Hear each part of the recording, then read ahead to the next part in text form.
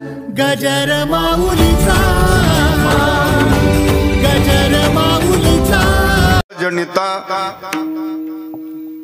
मने यशवदेसी माता ऐसा भक्ताचा अंकित लागे तैसी लावी प्रीत निष्काम निराळा गोपी लावी अला चाळा ऐसा भक्ताचा अंकित लागे तैसी लावी प्रीत तुका म्हणे आले रूपा अव्यक्त चांगले ऐसा भक्ताचा अंकित लागे तैसी लावी प्रीत विठाला विठाला विठाला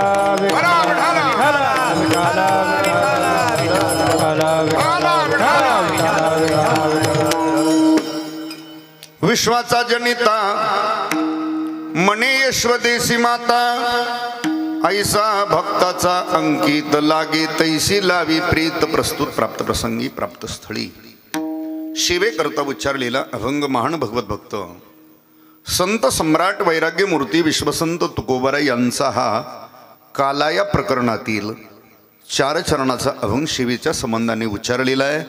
या अभंगामध्ये विश्वसंत तुकोबाराय जो जगाचा नियंता शास्ता भरण पोषण करणारा अखिल कोट ब्रह्मांड नायक भगवान तो भक्ताच्या अंकित कसा राहतो, भक्ताचं मनोगत जाणून भगवान कशा प्रमाणे पूर्ण करतो त्याचा यथार्थ विचार या अभंगामध्ये प्रतिपादन केलेला आहे। विठाला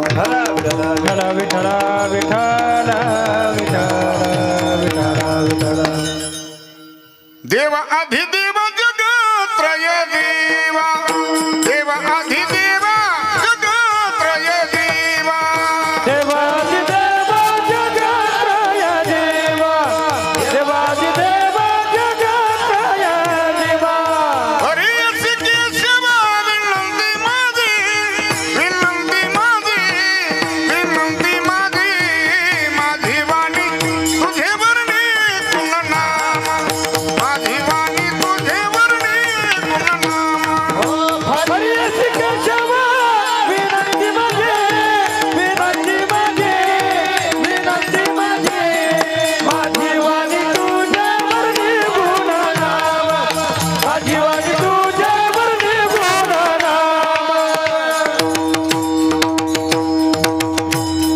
माझी वाणी तुझे वर्णे गुणनाम ऐसे दे प्रेम काही कळा नमोस्तुनंताय सहस्रमूर्ते सहस्रपादाश शुरुर्भावे सहस्रनामे पुरुषाय शाश्वते सहस्रकोटी युगधारिणे नमः नमः कमलनाभाय नमस्ते जलशायिने नमस्ते केशवानंत वासुदेव नमोस्तुते नमो ब्राह्मण्य देवाय गो ब्राह्मण हिताय च जगद्हिताय कृष्णाय गोविंदाय नमो नमः आत्मरूप गणेश स्मरण होय सकळ विद्यांचे अधिकरण तेची बंधू श्री चरण श्री गुरूंचे ते नमस्कारुणी आता विठाला विठाला विठाला विठाला विठाला विठाला विठाला विठाला विठाला मंगलिक वरदा ज्ञानदेव गोपाल कृष्ण भगवान की विठाला विठाला विठाला। शिवेला सुरुवात करण्यापूर्वी थोडासा परिहार तुम्ही असा प्रतिवर्षाप्रमाणे गेली 25 वर्षापासून चालत असलेला आपला हा अखंड हरिनाम सप्ताह तथा या वर्षी हे रौप्य महोत्सवी वर्ष आहे। म्हणजे जुन्या मंडळींनी हा चालू केलेला नाम सप्ताह पाहता पाहता त्याला 25 वर्षे 2 तपत मागच्या वर्षी पूर्ण होऊन गेले। अर्थात हे वर्ष म्हणजे रौप्य महोत्सवी वर्ष आहे। उपस्थित असलेले सर्व भाविक माता भगिनी तरुण मंडळी ग्रामस्थ भजनी मंडळी पंचकृषीतून येणारे सर्व भाविक उपस्थित सर्व ज्येष्ठ श्रेष्ठ गायक वादक कीर्तनकार प्रवचनकार सर्वांच्या उपस्थितीत सहकार्याने संपन्न होत असलेला भगवंताच्या साधू संतांच्या कृपाशीर्वादाने चालत असलेला त्याचप्रमाणे गोपाळ बाबा आणि बैरागी बाबा यांच्या कृपाशीर्वादाने चालत असलेला हरिभक्तिपरायण भाऊसाहेब महाराज बोडके यांच्या मार्गदर्शनाने संपन्न होत असलेला आणि आपणा सर्वांच्या उपस्थितीत आणि सहकार्याने संपन्न होत असलेला प्रतिवर्षाप्रमाणचा आपला हा स्तुत्य उपक्रम नामयज्ञ आहे. आणि त्याच नामयज्ञातली आजची ही सांगतेची अर्थात कालेची कीर्तन सेवा आपणाच्या सर्वांच्या वतीने ते महाराजांनी माझ्यापर्यंत दिलेली सेवा आहे. आज आपल्या नामसप्ताचा समारोप सांगता कुणी त्याला काल्याचं कीर्तन म्हणतात, कुणी प्रसादाचं कीर्तन म्हणतात, कुणी सांगतेचं, कुणी समारोपाचं, कुणी त्याला शेवटचं कीर्तन म्हणतात. बरोबर. शास्त्रीय भाषेमध्ये त्याला उपसंहाराचं कीर्तन म्हणतात. उपक्रम आणि उपसंहार, ज्या कीर्तनाने नामसप्ताची सुरुवात केली जाते त्याला उपक्रमाचं कीर्तन म्हणतात आणि ज्या कीर्तनाने नामसप्ताची सांगता केली जाते त्याला उपसंहाराचं कीर्तन म्हणतात. म्हणजेच काला.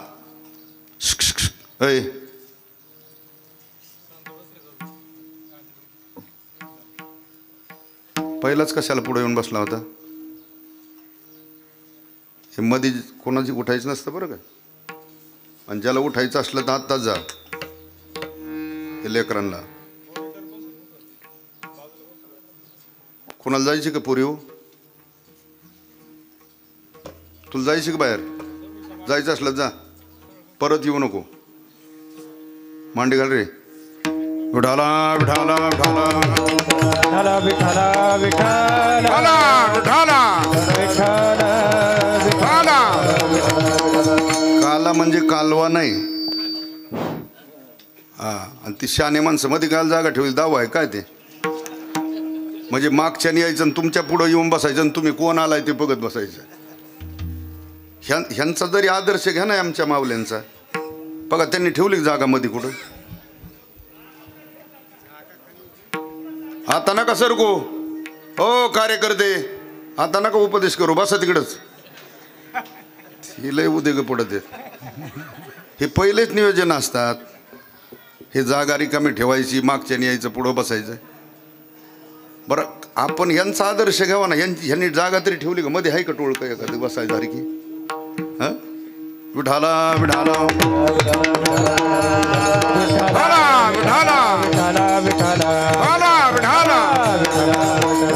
असो. नाम सप्ताची आज सांगत आहे काला आहे. आणि त्याच निमित्ताने जो उच्चारलेला विश्वसंत तुकोबारा यांचा काला या प्रकरणातील हा 4 चरणाचा अभंग आहे. या अभंगामध्ये विश्वसंत तुकोबारा आहे जो जगाचा नियंता, शास्ता, भरण पोषण करणारा अखिल कोट ब्रह्मांड नायक भगवान. तो भगवान परमात्मा भक्ताच्या अंकित कसा राहतो, भक्ताचं मनोगत जाणून भगवान पूर्ण कशाप्रमाणे करतो त्याचा विचार या अभंगामध्ये प्रतिपादन केलेला आहे. ऐसा भक्ताचा अंकित, ऐसा भक्ताचा अंकित कैसा प्रश्नचिन्ह आहे. मग या 3 चरणात त्याचा विचार आहे. विश्वाचा जनिता मने यशवदेसी माता, ऐसा भक्ताचा कैसा भक्ताचा अंकित निष्काम निराळा, गोपी लावियला चाळा, ऐसा भक्ताचा कैसा भक्ताचा अंकित तुका मने आले, रूपा अव्यक्त चांगले, ऐसा भक्ताचा अंकित विठाला.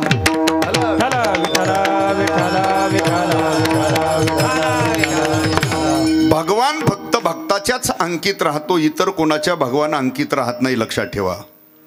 कोण अधिकारी पदाधिकारी कोण काय असेल, कोणाच्याच भगवान अंकित राहत नाही. भगवान फक्त अंकित होतो भक्ताच्या. आणि मनोगत जाणून पूर्ण सुद्धा फक्त भक्ताचंच करतो, इतरांचं करत हा नेहमी. ऐसा भक्ताचा अंकित कैसा तुकोबाराय म्हटले. विश्वाचा जनिता म्हणजे भगवान जो आहे, ऐका, तो विश्वाचा सूत्रधार आहे, विश्वाचा मालक आहे. कोण? भगवान. विश्वाला अधिष्ठान आहे, विश्वाचं भरण पोषण करणारा तोच आहे. जयापासून सकळ मही मंडळ ही झाले, जेने हे विश्व निर्मिले, महर्षी देवा संस्थापिले, 21 स्वर्गाते धरिले सत्ता मात्रे आपुलिया, सर्व सिद्धीचा दातार असं म्हटलं भगवंताला. आलं लक्षात? भगवान हा विश्वाचा सूत्रधार, मालक, भरण पोषण करणारा, याही पेक्षा विश्वाला जन्म देणारा भगवान आहे. विश्वाला जन्म देणारा कोण? भगवान आहे. ऐका, विश्वाचा मायबाप आहे. आता आपण इरवी वर्णन करताना म्हणतो ही सृष्टी ब्रह्मदेवाने निर्माण केली. कोणी निर्माण केली म्हणतो? ब्रह्मदेवाने सृष्टी निर्माण केली, म्हणजे निर्माण करणारा ब्रह्मदेव सृष्टीचा. पण ऐका, ब्रह्मदेवाची निर्मिती सुद्धा ज्याच्यापासून झाली तो भगवान आहे. आलं लक्षात? ब्रह्मदेवाची निर्मिती ज्याच्यापासून झाली तो भगवान आहे. ब्रह्मदेवाची निर्मिती कुठून झाली? हा, नाभी कमळातून, म्हणजे तुमच्या सोप्या भाषेत बिंबीतून. निळोबरायांनी वर्णन केलं.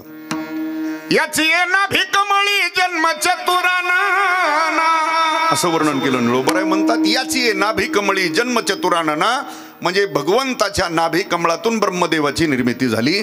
म्हणजे ब्रह्मदेवाला सुद्धा जो निर्माण करणारा तो खरा विश्वाचा मायबाप आहे. तो खरा विश्वाचा कोण आहे? मायबाप आहे. ऐका, आता आपण सुद्धा मायबाप आहेत, बरोबर? आपण मायबाप आहोत की नाही? कोणाचे? हा काय आपले रिपीट 2-4 असते त्याचे आपण कोण आहेत? मायबाप. त्या 4-2 लेकराचे आपण मायबाप. पण भगवान विश्वाचा मायबाप आहे हे सुद्धा मी म्हणत नाही. भगवान गीतेच्या 9व्या अध्यायात सांगतात, अर्जुना अरे या विश्वाची माताई मीच आहे बाबा, आणि या विश्वाचा पिता सुद्धा मीच आहे. पिताहमस्य जगतो माता धाता पिता महा. अर्जुना अरे या विश्वाची माताई मीच आहे बाबा, आणि या विश्वाचा पिता सुद्धा मीच आहे. पिताहमस्य जगतो माता धाता पिता महा. म्हणजे भगवानच स्वतः सांगतात गीतेमध्ये, या विश्वाची माता आणि पिता कोणे? मीच आहे. आणि सर्व संतांनी वर्णन करताना सुद्धा असं वर्णन केलं, कृष्ण माझी माता, कृष्ण माझा पिता, कृष्ण माझी माता, कृष्ण माझा पिता, कृष्ण माझी माता, कृष्ण माझा पिता, कृष्ण माझी माता, कृष्ण माझा पिता. बहीण बंधू तुला कृष्ण माझा, बहीण बंधू तुला कृष्ण माझा, कृष्ण माझे गुरु, कृष्ण माझे तारू, कृष्ण माझे गुरु, कृष्ण माझे तारू. बहीण बंधू तुला कृष्ण माझा, बहीण बंधू तुला कृष्ण माझा, कृष्ण माझे गुरु, कृष्ण माझे तारू, कृष्ण माझे गुरु, कृष्ण माझे तारू. इथं महाराजांनी वर्णन केलं, कृष्ण माझी, कृष्ण माझा, बहीण बंधू सुलता, हे सगळं माझं कोण आहे? कृष्ण माझा. किंवा इतर प्रमाणामध्ये जे वर्णन केलं ते सुद्धा असं वर्णन केलं, विठ्ठल बापा माया चुलता, विठ्ठल बाबा माया चुलता, विठ्ठल भगिनी आणि भ्राता, विठ्ठल भगिनी आणि भ्राता, विठ्ठल विन चढ नाही गोता, विठ्ठल विन चढ नाही दूजा. तुका म्हणे नाही आता दुसरे. इथं वर्णन काय केलं? विठ्ठल बाप, विठ्ठल माय, विठ्ठल चुलता, विठ्ठल भगिनी आणि भ्राता, हे सगळं माझं कोण आहे? भगवानच आहे. याचा अर्थ भगवान विश्वाचा मायबाप आहे. विश्वाचा मायबाप भगवान आहे. विश्वाला जन्म देणारा भगवान आहे. विश्वाचा म्हणजे विश्वाला जन्म देणारा, विश्वाचा मायबाप असलेला भगवान. बघा, ज्याच्यापासून हे सगळं निर्माण झालं तो भगवान. पण ऐका, ज्याने हे निर्माण केलं, पण तोच भगवान जर भक्ताच्या अंकित झाला तो तोच पुन्हा कोणाच्या तरी पोटी जन्माला, कुणाच्या तरी घरी अवताराला येतो ना. मने यशवदेसी, मग काय यशवदेला माता म्हणतो? ऐका, आणि एवढाच एक अवतार आहे बरं, भगवंताचा 8वा अवतार, की या अवतारामध्ये भगवंताचे मायबाप आहेत. किती आहेत? डबल. वसुदेव देवकी आणि नंद यशोदा. किती मायबाप? डबल ना. वसुदेव देवकी आणि नंद यशोदा, एवढाच एक अवतार आहे. अवतार एक पण मायबाप. हा, असं आपल्यात आहे का? पोरगा एक आहे भाऊ, पण त्याला मायबाप आहेत किती? आहे का एखादा? नाही. पूर्वी होतं ते आपल्याकडं, म्हणजे झाला एकाला आणि तिला दुसऱ्याला. ते काय म्हणायचं त्याला? दत्तक. आता मला वाटतं ते नाव सुद्धा बुडाल्यासारखं झालं. घेत नाहीत का आता? इकडे घेतात का? नाही. नाही. घेतात का? आहे आमच्याकडे जवळजवळ बंदच झालं ते. आता गरज आहे. हा, कशामुळं?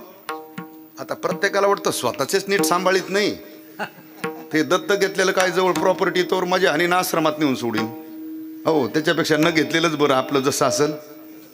आलं लक्षात? पण इथं भगवंताचा एक अवतार असा आहे की वसुदेव देवकी आणि नंद यशोदा हे भगवंताचे मायबाप. ऐका, हे जरी या अवतारातले मायबाप असले, लक्षात येत ना तुमच्या? कोणत्या अवतारातले? 8व्या अवतारातले जरी वसुदेव देवकी आणि नंद यशोदा मायबाप असले या अवतारापुरते, तरी ते सुद्धा भगवंताचे खरे भक्त आहेत. ते खरे कोण आहेत? भक्त आहेत. अनेक जन्मातली त्यांची इच्छा आहे, अपेक्षा आहे की भगवंतानी आपल्या घरी बालक या रूपाने अवताराला यावं. ही त्या भक्ताची इच्छा असल्यामुळं त्यांच्या घरी बालक रूपाने अवताराला यावं लागलंय. बरं का? ऐका, जो अवताराला त्यांच्या घरी आलाय तो सामान्य लेकरू नाही ना, तो षडगुण ऐश्वर्य संपन्न भगवान आहे. कसा आहे तो? षडगुण ऐश्वर्य संपन्न. एक भगवंताची जाण किंवा ज्ञानोबाराय वर्णन करतात. ऐका, यशस्वी औदार्य, ज्ञान वैराग्य ऐश्वर्य हे साही गुणवर्य वसती जेथ म्हणून तो भगवंतो.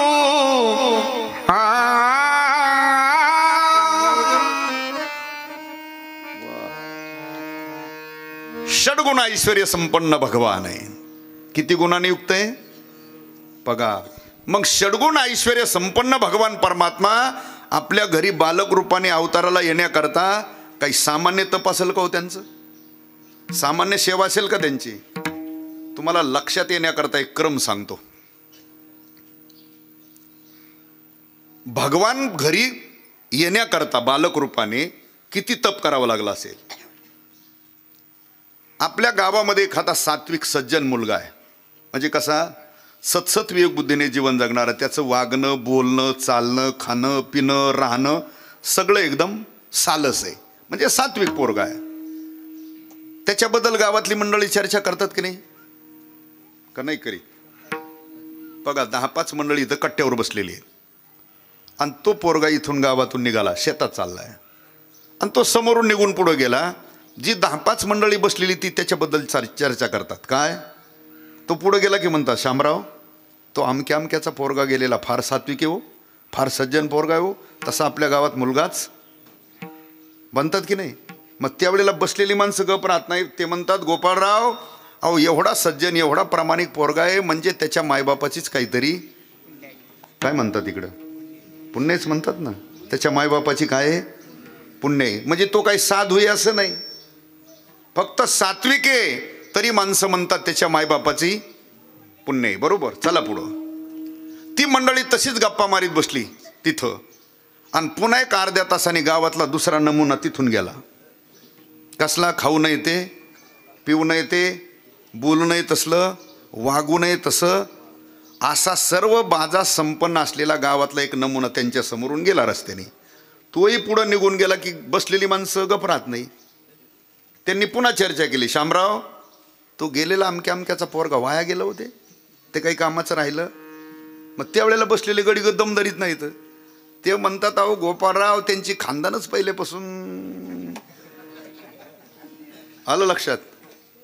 म्हणजे नास्तिक मुलगा जन्माला आला तर माणसं त्याच्या आई वडिलाला, त्याच्या कुळाला, त्याच्या खानदानीला दोष देतात.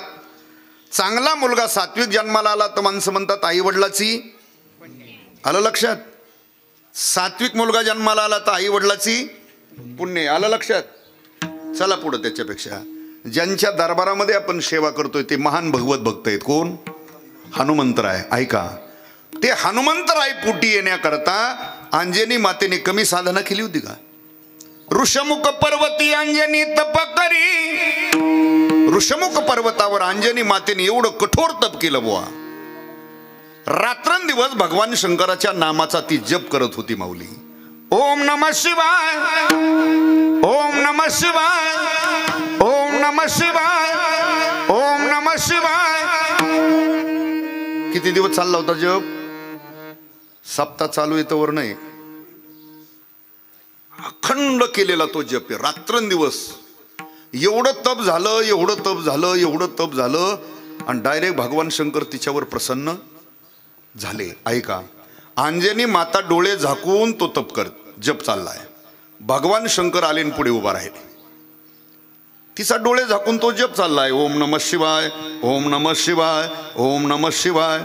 भगवान शंकर समोर येऊन उभा ठाकले आणि भगवान शंकराने तिकून हाक मारतानाच हाक मारली माते म्हणून. काय हाक मारली? माते, काय इच्छा आहे तुझी माग, मी देण्याकरता समर्थ आहे. बघा, हाक मारतानाच भगवंतानी काय म्हणून मारली? माते म्हणून हाक मारली. हाक मारल्याबरोबर अंजनी मातेने डोळे उघडून समोर पाहिलं तर प्रत्यक्ष भगवान शंकर दिसले. ऐका, आणि त्यावेळेला अंजनी मातेने एकच इच्छा प्रकट केली. भगवान, एकच इच्छा आहे, पुत्र प्राप्ती. काय इच्छा प्रकट केली? पुत्र प्राप्ती. ऐका, आता सगळ्यात भोळं दैवत आहे कोणतं? लवकर प्राप्त होणारं दैवत कोणतं? तिने पुत्र प्राप्तीची इच्छा केल्याबरोबर भगवान शंकर लगेच म्हटले तथास्तु. काय म्हटले? तथास्तु. आता अंजनी मातेच्याही लक्षात आलं, एकदा भगवान तथास्तु म्हटल्यानंतर निश्चित पुत्र प्राप्ती होईल, याच्यात काही शंका घ्यायचं कारण ते काय मोकार अंगारा धुपारा देणारा बुवा, जादू टोण्यावाला गडी नाही. भगवान शंकर येते, सर्वज्ञ आहेत. एकदा तथास्तु म्हटल्यावर निश्चित पुत्र प्राप्ती होईल, याच्यात शंका घ्यायचं काही कारण नाही. पण अंजनी मातेच्या, म्हणजे मला वाटतं असं थोडं लेट लक्षात आलंय की अंजनी माता म्हणते भगवान थांबा. भगवान थांबले. का बरं? अंजनी माता म्हणते भगवान पुत्र द्या, पण मी म्हणते तसा द्यायचा असेल तरच द्या, नाही तर मला. ज्ञानी भक्त पवित्र उत्तम गुणी, ज्ञानी भक्त पवित्र उत्तम गुणी, ज्ञानी भक्त होय वैष्णव गुणी, ज्ञानी भक्त होय वैष्णव गुणी. येरी मन माझा पुत्र देई ऐसा,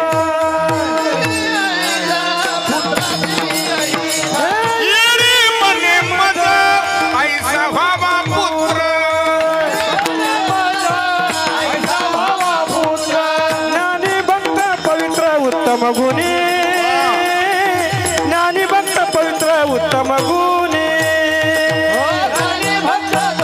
उत्तम गुणी, ज्ञानी भक्त पवित्र उत्तम गुणी.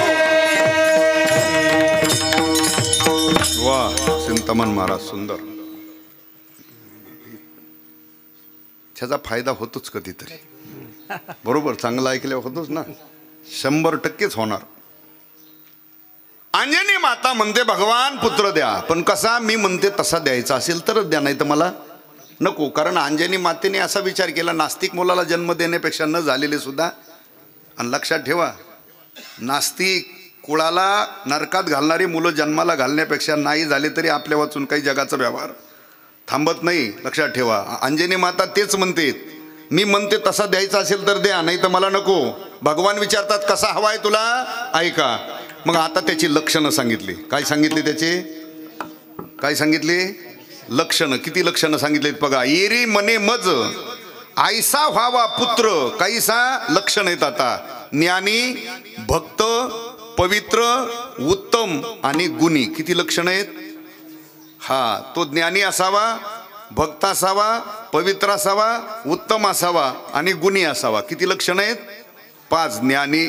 हे तुला मगाच म्हणलं होतं जायचं असलं जा, आता कायला उठतो?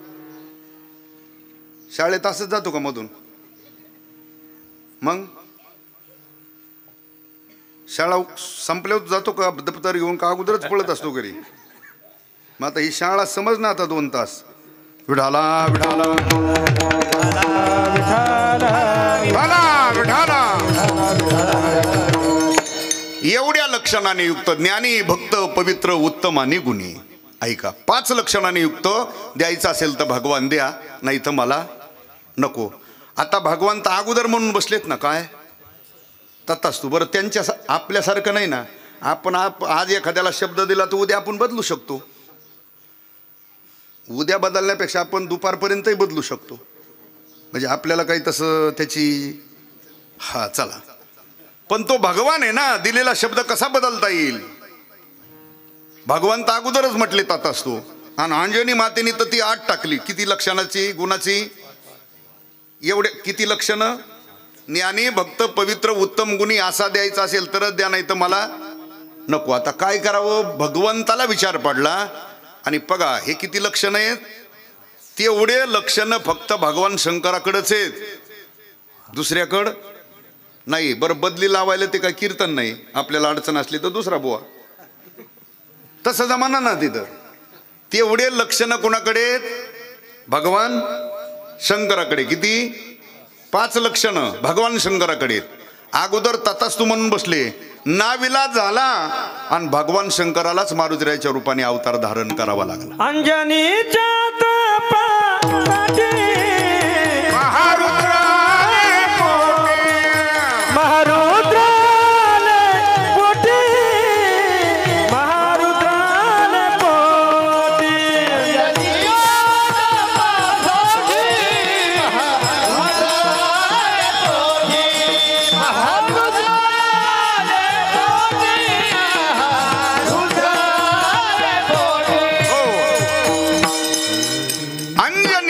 तपासाठी. कुणाच्या तपा करता?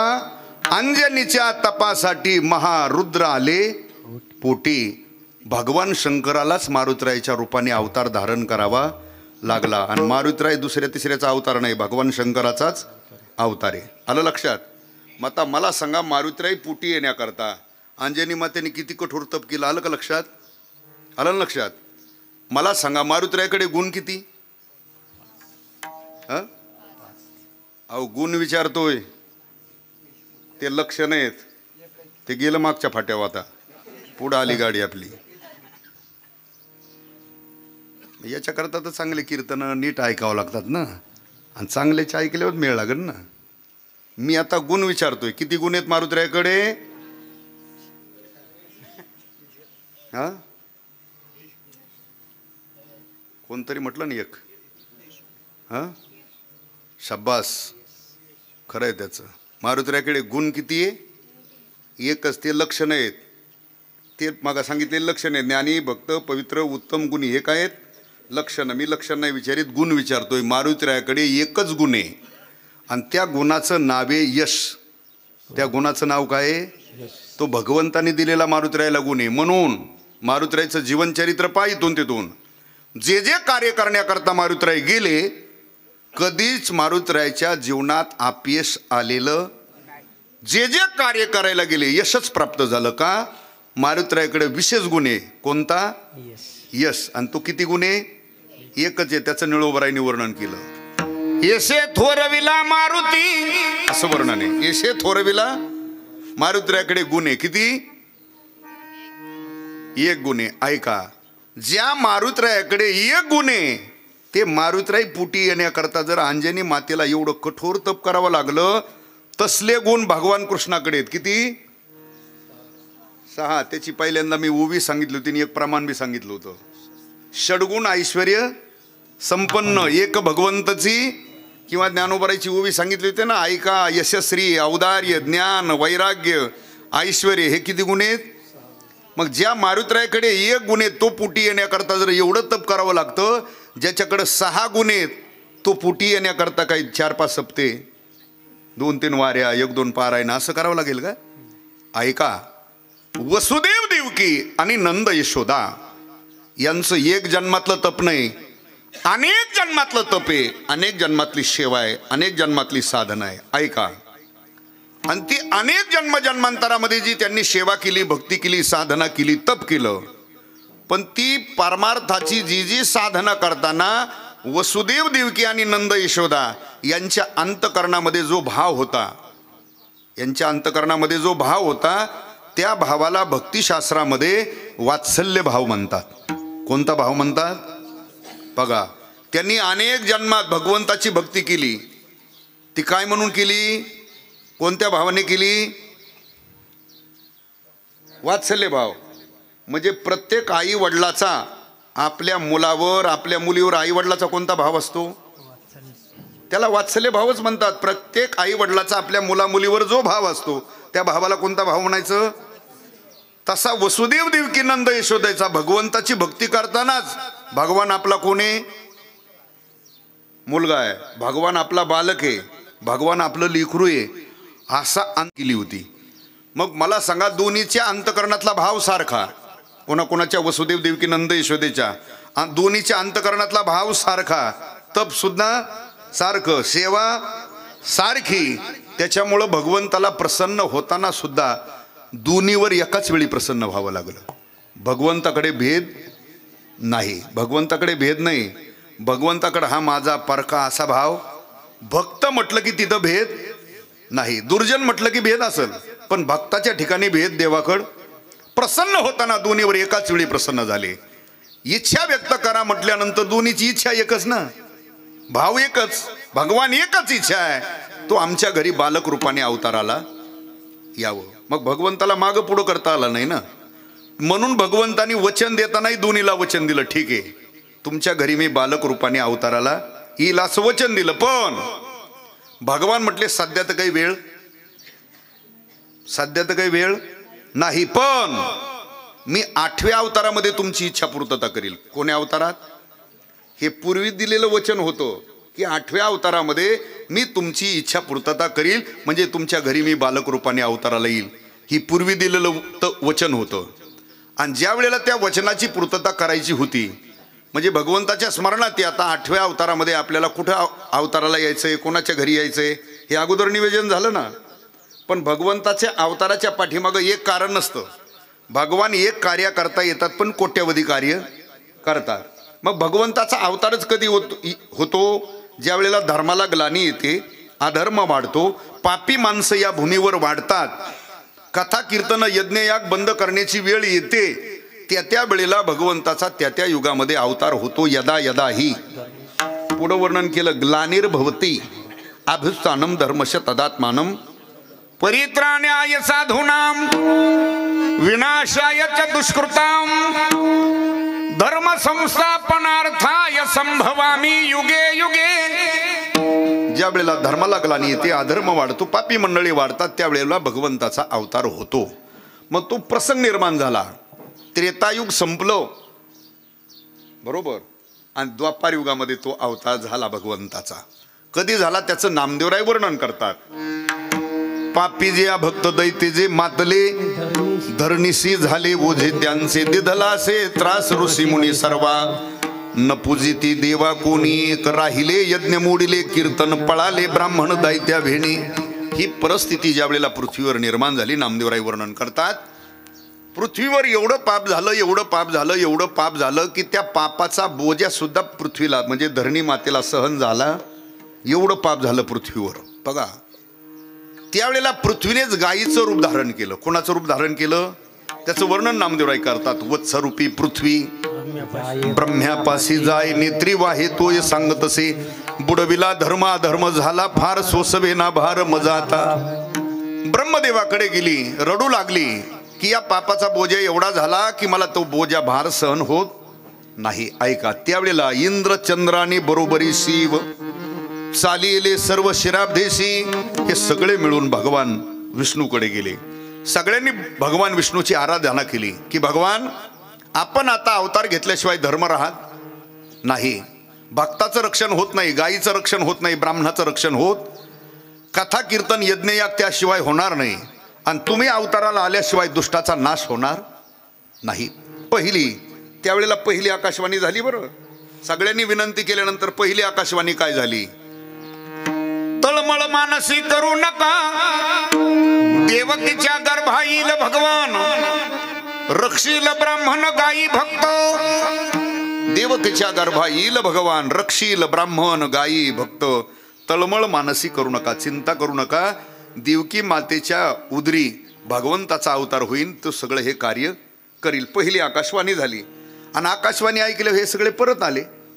परत आल्यानंतर आता आकाशवाणी झाली, आता अवतार घ्यायचा आहे. भगवंतानी सगळं नियोजन केलं. कसं? शेषाला बोलून घेतलं भगवंतानी. शेषा प्रति बोले लक्ष्मीचा वर, चला अवतार घेऊ आता. शेषाला सांगितलं आपल्याला अवतार घ्यायचा आहे. बघा, पण शेषाने सांगितलं मला काय यावेळेला तुमच्या बरोबर यायचं का? हा मागच्या पंचवार्षिकची अडचण सांगितली त्यांनी आपलं मागच्या अवतारात. हा मागच्या अवतारातली अडचण काय सांगितली? राम अवतारी झालो लक्ष्मण, सोसले अरण्य तुम्हा सवे, 14 वर्षावरी केले उपोषण, जाणता आपण प्रत्यक्ष हे. शेषाने सांगितलं मागच्या अवतारात म्हणजे 7व्या अवतारामध्ये, राम अवतारात मी तुमचा धाकटा भाऊ झालो म्हणजे लक्ष्मण झालो, त्याच्यामुळं मला राम अवतारात इतका त्रास झाला. 14 वर्ष तुमची सेवा करावी लागली, धरणीला अंग टेकवलं नाही, उपवास केलाय. किती वर्ष? 14 वर्ष मी तुमच्या सेवेत राहिलो, उपवास केला, सेवा केली, मला त्रास झालेला आहे. त्यामुळं या वेळेला मला तुमच्या बरोबर यायचं नाही. दुसरं कोणी घेऊन दुसरं चालेल काय तिथं? पण आता भगवान येतो, दुसरा तर चालत नाही, याला तर घेऊन जायचंय. पण काय करावं? तो भगवान आहे, चतुरा तू खेळतो येण्याची असा भगवान आहे. भगवान म्हटले ऐक, शेषाला सांगितलं मागच्या अवतारामध्ये तुला त्रास झाला, मी मान्य करतो ना, पण का झाला? तू माझा भाऊ होता, पण कोणता? त्याच्यामुळं माझ्या आज्ञेत राहावं लागलं, माझी सेवा करावी लागली. आता थोडंसं चेंज करू. म्हटले काय करायचं? तू हो आता कसा, आणि मी आता तू वडील होई गा सर्वज्ञ, पाळील मी आज्ञा तुझी बारे. तू मोठा भाऊ हो, मी धाकटा होतो, तुझी आज्ञा पाळील. ऐका. मग शेषाला वाटलं आता बरं आहे, मागच्या अवतारातली कसर काढून घेऊ. आता मी मोठा म्हणजे घरातला कोण म्हणतात त्याला?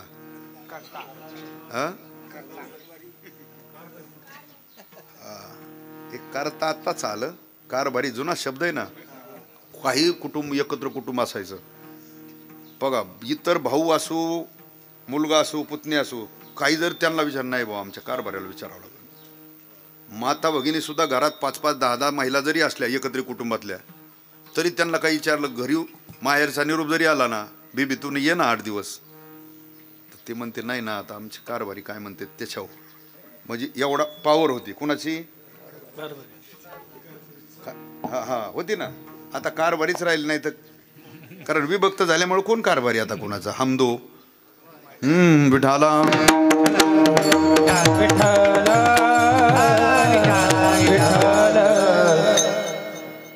मग शेषाने विचार केला, आता या अवतारात मी थोरला म्हटल्यावर करता, कारभारी प्रमुख करता.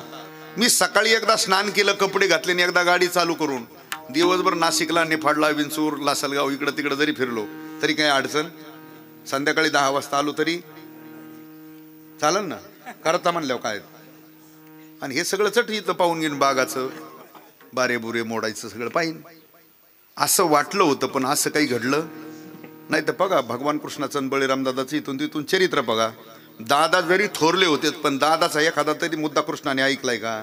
चरित्र बघून एक सुद्धा नाही.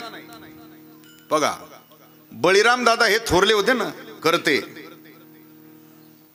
बघा एखादा तरी मुद्दा ऐकलाय का? दादा थोरलेत, करतेत. सुभद्रेचा विवाह दादानी जमवला कोणाबरोबर?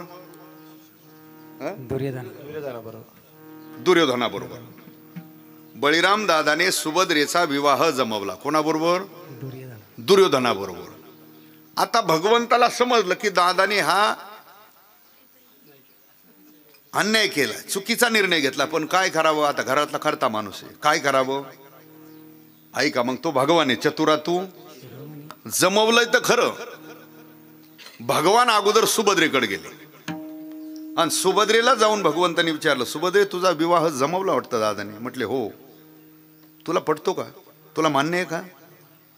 सुभद्रेने सांगितलं, माझी त्या दुर्योधनाबरोबर विवाह करण्याची बिलकुल इच्छा नाही. तो आदमे, दुष्ट आहे, पापी आहे, खळे, दुर्जने, तसल्या बरोबर विवाह करण्याची माझी इच्छा नाही. पण दादानी एकदम निर्णय घेतला आणि दादा पुढे आपलं काही चालत नाही. भगवान म्हटले, पण तुझी 100% इच्छा नाही ना त्याच्याबरोबर करण्याची लग्न?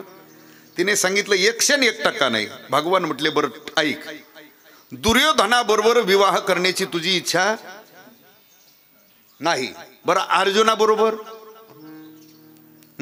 दुर्योधनाबरोबर विवाह करण्याची इच्छा नाही, अर्जुनाबरोबर? ती लगेच म्हटली नाही. हा असं नाही म्हटली, फक्त स्मित हास्य केलं आणि सांगितलं हो अर्जुनाबरोबर चालेल. भगवान म्हटले, मग ठीक आहे, तू टेन्शन घेऊ, अर्जुनाबरोबर विवाह करण्याची इच्छा आहे तुझी, मग शांत राहा फक्त, मी करतो. भगवान तिथून उठले आणि अर्जुनाकडे गेले आणि अर्जुनाला जाऊन विचारलं, अर्जुना सुभद्रे बरोबर विवाह करतो का रे तू? त्यालाही जाऊन विचारलं अगोदर, तू सुभद्रे बरोबर विवाह करतो? तो म्हटला हो, मला काहीच अडचण नाही. नाहीतरी पुरीची अडचण काही इकडं नाही. हा आहे ना? हा, नाही तर मग नसली अडचण तर मग हा चला. अर्जुनाने सांगितलं माझी तयारी, मला काही अडचण. मग भगवान येतो. भगवान म्हटले मग तयारी असली तर आजच संध्याकाळी ये. कुठं? ये ना आमच्या गावाकडं. बरं, कुठं येऊ? भगवान म्हटले गावाच्या बाहेर जे देवीचं मंदिर आहे तिथं मंदिराच्या बाजूला येऊन तू उभा राहा, येताना रथ घेऊन ये. बर ठीक आहे. आता त्यावेळेचं वाहन काय होतं? रथच ना. पण भगवान म्हटले नीट ऐक, आता मी आता निघालोय, येताना तू साधूच्या वेशात ये. डुप्लिकेट का होईना पण भगवे कपडे घाल, डुप्लिकेट का होईना पण लाव. काय?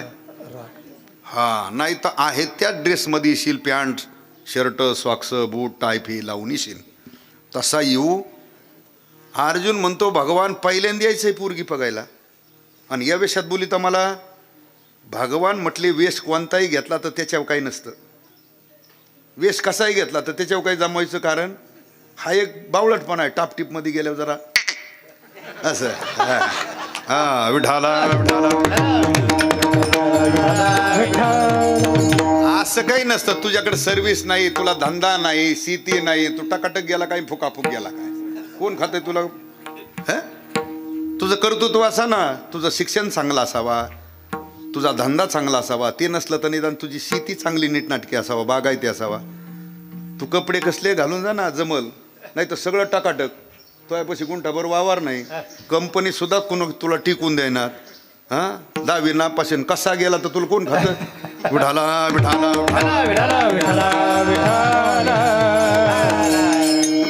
भगवान म्हटले साधूच्या वेशात ये, डुप्लिकेट दाढी जटा लावून. बर येतो. भगवान म्हटले मी सांगतो तेवढंच करायचं, ज्या शानपणा. 5 वाजता तू देवीच्या मंदिराच्या बाजूला येऊन थांबला. भगवान घरी आले, सुभद्रेला सांगितलं आज 5 वाजता अर्जुन येईल. बर, तू देवीच्या दर्शनाला म्हणून जा. बर, मग तो तिथं रथ घेऊन उभा असल, हे कोण सांगतंय?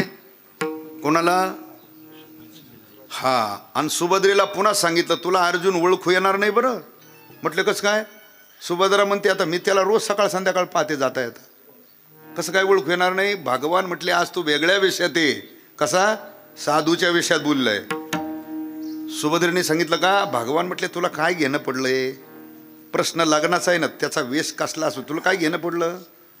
साधूच्या वेशात डुप्लिकेट दाढी जटा लावून आलेला असेल. बर, सुभद्रेने सांगितलं ठीक आहे चालेल. पण भगवंतानी सांगितलं दुसरा नेम आहे. काय? तिथं गेल्यानंतर तो साधूच्या वेशात डोळे झाकून रथ उभा करून बसलेला असेल, तू रथावर चढल्यानंतर घोड्याचा लगाम तुझ्या हातात राहू दे. कुणाच्या? सुभद्रेला सांगितलंय, त्याला मागं बसू दे. त्यावेळेला सुभद्रा म्हणते भगवान स्त्रीने कुठं रथ चालवायचा असतो का? हां, हे तुम्हाला शोभत आहे का? भगवान म्हटले स्त्रीने रथ चालवायचा नसतो, पण हे कायद्यात कलम आहे तसं, म्हणून आजच्या दिवस चालले होतो. आलं लक्षात? विठाला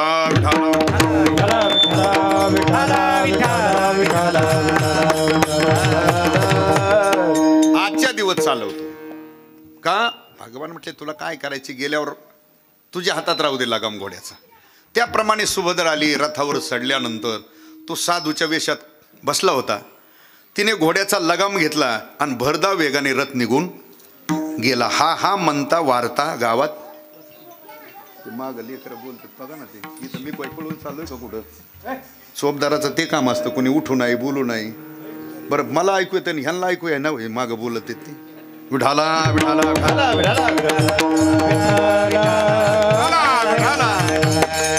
म्हणजे चोपदाराचं काय काम असतं, येणं करायचं काय काम असतं, मेळच नाही इकडं. फक्त महाराजाच्या बाजूने दोन्ही उभा राहतात. जसा महाराज पळून जायचे विठ्ठल व्हायच्या आत. कोणी उठू नाही, कोणी बोलू नाही, सगळ्यांनी लाईनीत बसावा. हे सगळे नियम कुणाच्या हातात असतात? गावकऱ्याच्या नाही चोपदाराच्या ताब्यात असतात. जरा फडावर जाऊन बघा. विणकऱ्याचा सुद्धा नियम असतो. ही तुमच्या नाशिक जिल्ह्यातच बरेच नवीन काही चालीरीती काढल्या. विणा घ्यायचा की अरे विण्याचं काय महत्व आहे ती माहिती आहे का? काही काही सप्त्या ते संस्थेतले बारकाले टाबर घेऊन येते ते तर भलतं. अरे काय तुम्हाला लाजा फिजायात काय आहे का नाही? विनाय तो तुकोबराय वैकुंठाहून आल्यानंतर तो निळोबरायकडे दिला. तोच परंपरेने हैबत बाबाकडे गेला. तोच परंपरेने वास्कर परंपरेत आलेला विनाय. त्याचा अनन्यसाधारण महत्व आहे बाबा हो. ते आता मी तरी माझ्यात मी ते लावित असतो त्याला डायरेक्ट. पण इथून पुढं सांभाळा त्या ह्या गोष्टी. हे दाखवायसाठीच का? हे लौकिक नाच आहे का तो? वाकडं तिकडं येणा घेऊ विनाय ना ते. तुला नाचायचं तर दुसऱ्या स्टेजवर कर ना काशी. विना घेऊन तसलं वाकडं तिकडं रांग हालून नाचायचं नसतं. विना घेऊन व्यवस्थित जाऊन तिथं उभं राहायचं असतं. आणि विनय करायचं आज बी जरा फडावर जा फडकरी परंपरेत. पण राहिलात फडकरी परंपरेचं ऐकलं का तर माहीत होईल ना. भांगऱ्या भुंगऱ्याच्यात नादी लागले तर असे आयुष्य जाईन. थोबाड वाचून मेलं तरी काही माहीत नसतं होत संप्रदायातलं. एवढा नेहमी आज बी वास्कर परंपरेमध्ये महाराजांनी किती वेळ कीर्तन करू द्यायचं हे महाराजाच्या मनावर नाही, गावकऱ्याच्या मनावर नाही, श्रोत्याच्या म्हणण्यावर नाही, चोपदाराच्या म्हणण्यावर. 9 ते 11 कीर्तन आहे समजा. आणि 10:30लाच विणकऱ्याने येऊन दर्शन घेतलं की 5 मिनिटात महाराजाला कीर्तन संपवावं लागतं. नाही मग सांगायचं राहील तो नंतर सांग. आणि चोपदाराने जर 12 वाजूस तर नाही पाया पडला तर महाराजाला तेवढं कीर्तन करावं लागेल. इतका नेम आहे. आणि त्याचं जर पाठ केलेलं असलं तर लवकर जाईल ना संपून. टिपण पाठ केलेलं असलं तर म्हणजे चोपदाराचा एवढा अधिकार आहे. आज मी माऊलीच्या सोहळ्यात 3-3.5 लाख समाज चालतो. दिंडीत चालवणाऱ्या बुवाच्या मनावर नाही तो समाज.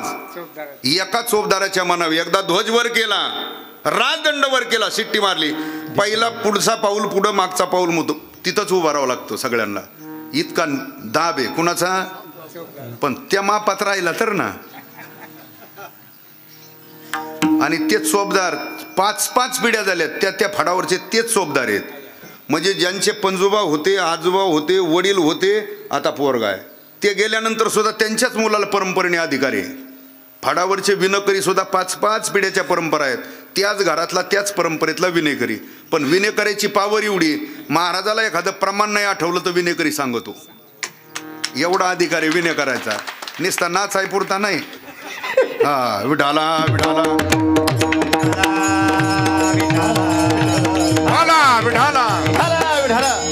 आमच्याकडे जे जे काही परंपरेचे विणेकरी आहेत, महाराजाला कोणतंही प्रमाण नाही आठवलं तर विणेकरी सांगतो.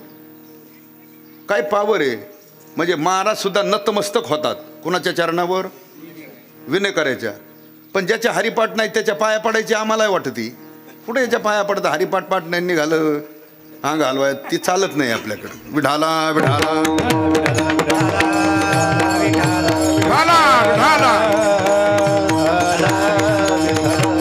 चला काय चालला होता विषय आपला? लगाम कोल्ड्याचे लगाम त्याला ध्यानात राहिलं. सुभद्रा लगाम घेतल्याला सुभद्रेने घोड्याचा लगाम तो हातात घेतला आणि भरदा वेगाने रथ निघून गेला. हा म्हणता वार्ता पसरली. कुणीतरी जाऊन दादाला सांगितलं अर्जुनाने सुभद्रेचं हरण केलं. आता दादा म्हटल्यावर दादाचं हे दादा म्हणजे तब्येत फिब्येत असे. दादाचं शस्त्र काय? नांगर. दादा कुणाबरोबर वादविवाद भांडण करायचं म्हटलं की काय हात्यार घ्यायचं? नांगर उचलायचं आणि पळायचं. कुणीतरी सांगितलं अर्जुन आणि सुभद्रेचं हरण केलं म्हटल्यावर दादाने मळ्यातूनच नांगर उचलला आणि पळायला लागलं. आता ज्या रस्त्याने दादा येतोय त्याच रस्त्यात हा बाबा उभा होता भगवान कृष्ण. कारण बरं हे सगळं केलंय कुणी? आणि दादा तिकून नांगर घेऊन आले. हो दादा काय बनगडे, कुणाचं काही झालं काय आपल्या गावात? अरे म्हटले गावात नाही आपल्याच घरात. काय? अरे तो तुझा भक्त. कोण? अर्जुन. काय? सुभद्रेला. भगवान म्हटले माझा अर्जुन तसं करू शकत, माझे भक्त तसले, आणि तसले भक्त मी जवळ सुद्धा ठेवीत. बघा केलंय कुणी? दादा कुणीतरी तुम्हाला चुकीचं सांगितलेलं दिसतंय भगवान म्हणतात. कुणी सांगितलं? तुम्ही पाहिलं का? नाही म्हटले मला अमक्या घ्या बोलून त्याला. मग ज्यांनी सांगितलं होतं दादाला जाऊन त्यांना बोलवलं. काय रे तुम्ही पाहिलं? म्हटले हो पाहिलं. काय पाहिलं? अहो सुभद्रा इकून आलेली आम्हीच पाहिली, तो रथ घेऊन आलेला पाहिला.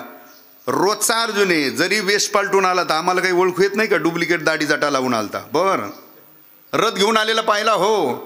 सुभद्रा रथावर चढलेली तुम्ही पाहिली हो. बरं, हे सगळं पाहिलं. मग रथ चालवायला कोण होतं? तुम्ही सगळ्यांनी पाहिलं होतं ना. रथ चालवायला कोण आहे? सुभद्रा. घोड्याचा लगाम हातात कोणाचे? म्हणजे रथ चालवायला सुभद्रा. मागं कोण बसलाय? मग अर्जुनाने सुभद्रेचं हरण केलंय का सुभद्रेनेच? कोणी केलं? हेच कलम भगवंताला घालायचं होतं, म्हणून तिच्या हातात लगाम ठेवायचा होता. अहो दादा, सुभद्रा जर रथ चालवायला होती म्हणजे अर्जुनाने सुभद्रेचं हरण नाही केलं, सुभद्रेनेच. अहो दादा, आपली चूक आहे. मग आपलीच चूक आहे, कशाला भानगडीत पडता? दादाने तिथंच नांगर टाकला आणि मळा गाठला. आलं ध्यानात. दादाला तिकडं लावून दिलं. भगवान स्वतः पाठीमागून नंतर गेले आणि शास्त्र पद्धतीने विवाह लावून दिला. मला पुढची कथा सांगायची नाही. आता हीच कथा लोक ऐकतात कीर्तनात, हीच कथा ऐकतात, पण याचा वेगळा अर्थ लावतात. ह्याचा अर्थ वेगळा लावतात. पण असं नाही. हे केलंय कुणी? सुभद्रेने केलं का मनाने? अर्जुनाने केलंय का? हे सगळं रचलंय कुणी? बरं, का रचलं होतं हे आहे का ध्यानात? पहिली ज्याला जमली होती तो दुष्टय पोरगा, आधमे, पापिये, लुचाडे, चोरटाय, भामटाय, हे सगळं आहे त्याच्याकडं. आणि जी मुलगी ती सात्विक आहे, सज्जन आहे, प्रामाणिक आहे. ही सात्विक सुभद्रा त्या दुष्ट दुर्योधनाला द्यायची नव्हती, म्हणून भगवंताला हे करावं. तसा अर्जुन सज्जन आहे, प्रामाणिक आहे, सात्विक आहे, तो भक्त आहे, म्हणून त्याला द्यायची होती. म्हणजे ह्याच्यातून भगवंतानी चांगला निर्णय घेतला का वाईट? आणि काही काही लोक आपलेच गायबाने लोक असे आहेत. आपण जर म्हटलं राव तुम्ही चांगले माणसं, चांगल्या घराण्यातले मोठे माणसं, तुमच्या पोरांनी तर ते आम्हालाच उपदेश करता. अहो मारा, आमच्याच पोरांनी कुठं केलंय ते? अहो हे देवादेखापासून देवाने तो या पोरासारखं पुरीसारखं गेलं तर बरे. हां, तू टकुरे जागे का? तू तुझ्या पोरांचा देवाशी संबंध लावतो. देवादेखापासून असं झालं, तो या पोरावाने केलं का? असा अर्थ नाही लावायचा त्याचा. याचा अर्थ असा होता, आणि मला सांगायचा अर्थ वेगळा आहे की बळीराम दादा घरातले थोरलेत करतेत, त्या दादाच्या म्हणण्यावर भगवंतानी एका बहिणीचं लग्न सुद्धा होऊ दिलं. मग बाकीचं प्रपंचातलं काय ऐकलं असेल? काहीच ऐकलं नाही. त्याच्यातही तुम्हाला सांगतो, पहिल्यापासून दोघात मतभेद होते. कोणात? भगवंतात आणि बळीराम दादात. कसं? भगवंताचं सर्वस्व प्रेम होतं पांडवावर. कोणावर प्रेम आहे? बघा, द्वापार युगापासून 2025 चालू झालंय आता, तरी रोज आपण महाराज म्हणतोय द्वारकेचा राणा. कुणाच्या घरी म्हणतोय? म्हणजे भगवंताचं सर्वस्व प्रेम आहे पांडवावर. याच्या उलट दादाचं सर्वस्व प्रेम कौरवावर. म्हणजे एकाच घरात एक राष्ट्रवादीत आणि एक भाजपमध्ये. आलं ध्यान? एकाच घरात दोन टोकं, एकाचं पांडवाकड प्रेम, एकाचं कौरवाकड. आता कौरवर तर कौरव संपवायचे, कौरवाचं बेनही ठेवायचं नाही. पण काय करावं? युद्ध जर लावावा तर भगवंताला माहिती आहे दादाला काही मागचा पुढचा विचार, दादा लगेच हटन. कोण्या बाजूनी? कौरवाच्या. आणि भगवंताला तर माहिती आहे मी तर राहणारच आहे. कोण्या बाजूनी? म्हणजे आपल्या घरातच लागन ना, आपल्या घरातच लागन ना. आणि हे घरात कधीच लावून घ्यायचं? गावातल्या कार्यकर्त्याला सांगायचो. नाही तर बऱ्याच गावामध्ये ह्या बाहेरच्या राजकारणासाठी काही भावाभावात वाद आहेत, काही नातेगोत्यात वाद आहेत, की एकामेकाच्या सुखदुःखात सुद्धा जायला तयार का? हे बाहेर चलून द्यायचं असतं, आपल्यात आत यायचं. आणि त्याच्या काही गावं मी असे पाहिले, सगळ्या पक्षातले कार्यकर्ते त्या गावात असतात. ज्यांचं सरकारी इन्कम तिकून निधी आणायचा, आपल्या गावातले कामं करून घ्यायचे. जिंदाबाद, जेव येईन ती. असं असलं पाहिजे का नाही? आपल्यात काय लावून घ्यायचं? तसं भगवंताने विचार केला, आपल्या घरात होईन ना वाद. भगवान म्हटले मग आता काय करायचं? कौरवाचं संपवायचं. दादाला गुढीत सांगितलं, दादा तुमचं वय होत चाललंय. बरं, मग तीर्थयात्रा तुम्ही करावी अशी माझी इच्छा आहे. पुढं तुमचं वय झाल्यानंतर तुम्हाला बद्रीनाथ, केदारनाथ, वैष्णवदेवी, गिरनार पर्वत वर चढता येणार नाही. त्यामुळं मला वाटतं अजून तुमची तब्येत ठणठणीत आहे, तरच तुम्ही चारधाम यात्रा करावा. दादालाही वाटलं बघा असा भाऊ पाहिजे की आपल्याबद्दल एवढी काळजी की वय व्हायच्या आत आपल्याला लावतोय. कुठं बरं त्यावेळेची तीर्थयात्रा म्हणजे काही लक्झरी गाडी नव्हती, रेल्वे नव्हती, विमान नव्हतं. कशी यात्रा आहे. आणि भगवंताला माहित होतं ही पायी जरी 4 धाम तर होत नाही, 2 धाम जरी करून आले तर 5-4 महिने तरी माघारी येत. अहो नर्मदा परिक्रमा करायला 3 महिने लागतात चांगल्या माणसाला. 3 चांगल्या तरुणाला. जरा थकेल थोडं वय झालं असलं तर 1 महिना जास्त जातोय. आणि मग 2 धाम यात्रा करायला कशी केली तर हे वर्ष 6 महिने काही येत. हा मग भगवंतांनी दादाला दिलं काढून तिकडं. दादाला तिकडं काढून दिलं. मग युद्धाचं नियोजन केलं. मग भगवंताला माहित होतं दादाला येऊस यांचा कार्यक्रम करू. बरोबर. पण बघा जे युद्ध झालं किती दिवस. 18 दिवस. बरोबर आहे ना. 18 दिवस युद्ध झालं. त्याच्यातल्या शेवटच्या 2 दिवसात दादा नेमकं माघारी आलं होतं. पण तोवर ठोकाळ गडी सगळे गेले होते. मला हे सांगायचंय दादाचं काहीच भगवंतानी ऐकलं नाही. फक्त अवताराला येऊस तर सांगितलं होतं आता तू वडील होई गा सर्वज्ञा, पाळील मी आज्ञा तुझी बारे. लक्ष्मीला बोलवलं तेव्हा लक्ष्मीशी तेव्हा सांगे ऋषिकेशी, कौंढन्यपुराशी जावे तुम्ही. आणि बाकीच्या सगळ्यांना सांगितलं यादव समग्र व्हारे तुम्ही. असा अवतार घ्यायचं नियोजन झालं. तिकडं वसुदेव देवकीचा विवाह झाला. वरात निघाली आणि त्या वरातीचा आनंद कंस लुटत होता. त्यावेळेला दुसरी आकाशवाणी झाली. कंसा जिच्या वरातीचा आनंद तू लुटतो तिच्याच पोटी येणारा आठवण त्याच्याच हाताने तुझं मरण आहे. आता कंसाने हे ऐकल्यावर घेऊन या खडग माराया धावला, हात तो धरिला वसुदेवे. शस्त्र घेतलं मारायला धावला. वसुदेवाने हात धरला. अरे काय करतो, तुझी ती बहीण आहे, तिचं मंगल कार्य, मारतो तिला. कंसाने सांगितलं आकाशवाणी ऐकली नाही का. अरे ऐकली. हिच्या हातून मरण नाही तुझं, हिच्या पुटी येणारा कितवा. मग तो कंस आहे. कंस म्हटला मग एक करा, तुम्हाला बंदी शाळेत ठेवतो कारागृहात, नाही तर मग दोघालाही. हा मग वसुदेव देवकीने विचार केला याच्या हातून मरण्यापेक्षा कारागृहात राहिलेलं बरं. ठेवलं. ठेवा बंदीखानी दूता सांगे. बंदी शाळेत ठेवलं. बाहेरून रक्षपाळांचा पहारा ठेवला. पहिला मुलगा झाला देवकीला. रक्षपाळांनी जाऊन सांगितलं कंसा पहिला झालाय. तो पळत आला. त्यांनी पाहिला तो मुलगा. पण मनात असा विचार केला आपलं मरण कितव्याकडून. हा पहिला, याला मारणं बरं. म्हणजे त्याच्या मनात थोडासा काय झाला, बदल झाला. बदल ज्या क्षणी झाला त्याच क्षणी ती स्वारी आली. नारायण नारायण. त्याच क्षणाला नारद उतरलं. झाला दोघाचा जयारी. काय चाललं कंसा. काय नाही म्हटलं देवकीला पहिला मुलगा झाला, मारायचा होता पण आपलं मरण 8व्याकडून आहे म्हणून म्हटलं याला मारणं बरं. आता ते नारद आहे. नारदाने कोणाला पटवलं पटलं नाही असं 18 पुराणात एकही उदाहरण आलं नाही. नारदाने सांगितलं असं मला असं वाटतं. आणि बघा लावून देणारे गडी कधीच असं म्हणत नाही तुम्ही जाण त्यांना सटका, असं कधीच म्हणत नाही. लावून देणारे गडी एवढंच म्हणत असतात. आता तुम्हाला त्यांनी पहिल्यांदा खोड केली तुमचा काहीच गुण नसताना, आणि मग तुम्ही जर गप बसले तर असं एवढंच म्हणत राहतं. ते डायरेक्ट असं म्हणतच तुम्ही जा सगळे त्यांना सटका असं म्हणतच नाही. ते नुसतं असं काडी घालून देतं. हा तसं आहे नारदाचं काम. नारदाने सांगितलं मला असं वाटतंय की देवाच्या गणिताची पद्धती कशी माहिती नाही ना. पहिला धरला तर 8वा होईल. पण पहिला जर त्याने 8वा धरला तर त्यापेक्षा मला असं वाटतंय. म्हणजे नारदा डायरेक्ट असं नाही म्हटलं तू सगळेच मारून टाक असं नाही. मला असं वाटतंय. पटलं त्याचं. आणि पटल्यानंतर ऐका कंसाने एक मुलगा नाही मारला तिचा, एका माग एक 6 लेकरं मारली. किती. नामदेवराय वर्णन करता 6 ही मारित दुराचारी. बरं मला सांगा नारद तर देवाचा भक्त आहे का नाही. नारद देवाचा भक्त आहे. मग लोकाचे मुलं मारायला लावणं पुण्य का पाप. कसं इकडं पापच आहे ना. मग नारद तर देवाचा भक्त आहे. देवाच्या भक्ताने असं काम करावं का. सोबत का देवाच्या भक्ताला सोबत. पण का केलं त्याचं कारण वेगळं आहे. पुण्य सारा बाया आले देवरो, पुण्य सारा बाया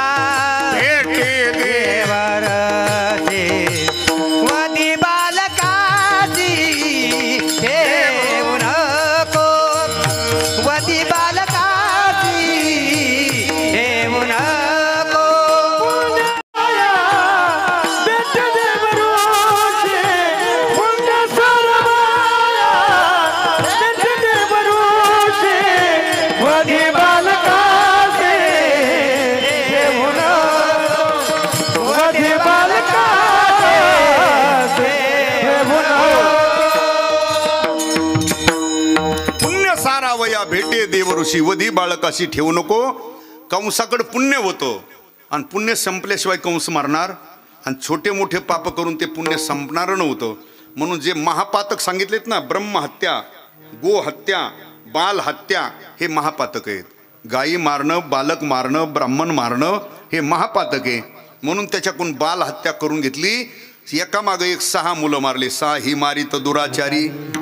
जवळजवळ होतं ते पुण्य सगळं संपलं. 7वा जो गर्भ होता तो भगवंतानी योग मायेच्या साह्याने तिथून काढला आणि तो डायरेक्ट रोहिणीच्या उदरी नेऊन घातला. ते भगवंताशिवाय दुसऱ्या कोणालाच कळालं. त्यावेळेला कंसाचा असा मूर्खपणाचा भ्रम झाला, मी पहिले 6 मारल्यामुळं माझ्या भीतीने हा गर्भच नाहीसा, अशी मूर्खपणाची कल्पना झाली. आणि 8व्यांदा ज्या वेळेला देवकी प्रसूत झाली, 8 वर्षाची बालमुदरी, शंखचक्र गदा होतानाच झाला. किती वर्षाचा?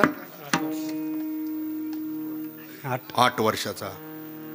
त्यावेळेला देवकी म्हणते, कृष्णा अरे होताना जर 8 वर्षाचा झाला तर हा माझा आहे. इथं टाकळीतले कोणी म्हणते ना काही नाही, हे सगळे म्हणते आश्रमातलं दिसतंय बरोबर असं म्हणतील. भगवान म्हटले बरं ठीक आहे, तुझी इच्छा आहे तर मी होतो. कसा? भगवान लगेच लहान झाले, एकदम 1 तासापूर्वी झाल्यासारखे झाले. आणि तसा लहान झाला की पुन्हा त्यांना भीती वाटू लागली की पहिली या दुष्टाने 6 मारलेत, याला ठेवणार. ती भयभीत झालेली अवस्था पाहिली. त्यांची भयभीत अवस्था पाहिली आणि भगवंतांनी थोडंसं शांतवन केलं. भगवान म्हटले तुम्हाला ज्याची भीती वाटते तो मला मारणार, तो मला मारणार, त्याला मारण्याकरताच माझा अवतार आहे. बर, त्यावेळेला भगवंतांनी पूर्वी जे दिलेलं वचन होतं ना त्यांना, कोणाला? वसुदेव देवकीला, मी तुमच्या घरी अवताराला येईन, त्याचं थोडंसं स्मरण करून दिलं, फक्त थोडंसं, की पूर्वी तुम्हाला मी वचन दिलं होतं तुमच्या घरी बालक रूपाने अवताराला येईल, त्या वचनाची मी आज पूर्तता केली. चंद्र सूर्य आहे तोपर्यंत कोणी नाकारू शकत नाही. कोणी म्हणणार वसुदेव देवकीच्याच घरी अवताराला आला, कोणी नाकारणार नाही. बर, मग पण भगवान म्हटले मी कायमस्वरूपी इथं तुमच्याकडे राहू शकत. का बरं? भगवान म्हटले मी संध्याकाळी दुसरा कार्यक्रम घेतलेला आहे गावाकडे, इथं मला राहता येणार नाही. का बरं? त्यावेळेला वसुदेव देवकीला सांगितलं तुम्ही जसे माझे खरे भक्त आहेत पूर्वीचे, तुम्हाला जसं वचन दिलं तसं त्याच वेळेला मी दुसऱ्या सुद्धा पार्टीला वचन, म्हणून त्यांची सुद्धा इच्छा पूर्तता मला आजच करणं भाग आहे. मला इथं राहणं शक्य नाही. नंदाच्या घराला माझा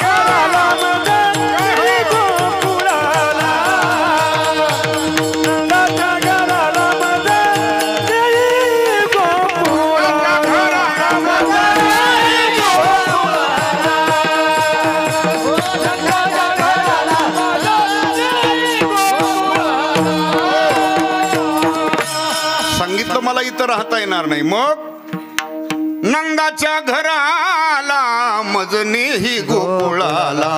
आणि काय करायचं पुढं सांगितलं काय करायचं. माया उपजली तेथे मज ठेवी आणि येथे. सांगितलं कृष्णा सल्ला चांगला दिलाय, पण आम्ही बंदीशाळेत येत, आमच्या हातापायात घातलेले आहेत. काय बाहेरून पहाराय. भगवान म्हटले त्यांची चिंता करू नका. मनसी रक्ष पाळ ते म्या मोहिले सकळ, ते म्या मोहित केलेले. बर, मग एकच करा, भगवंताला उचललं, टोपलीमध्ये घातलं, उचलीला कमळापती, पायीचे बंधने गळती, पायातली बंधनं गळाली, कवाडा ऑटोमॅटिक उघडली. रक्षपाळांचा जो पहारा होता ते रक्षपाळ सगळे घोरत होते. निघाले बाहेर, मंद मंद पडे पाऊस, वरी छाया धरी.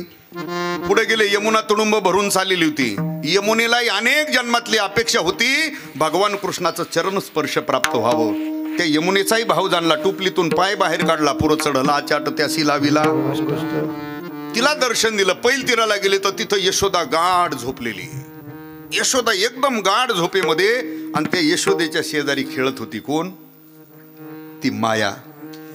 वसुदेवाने एक केलं, ती माया हळू सरकून घेतली आणि भगवान कृष्णाला तिथं ठेवलं. फिरविले दोन्ही, कन्या आणि किंवा माया आणि चक्रपाणी.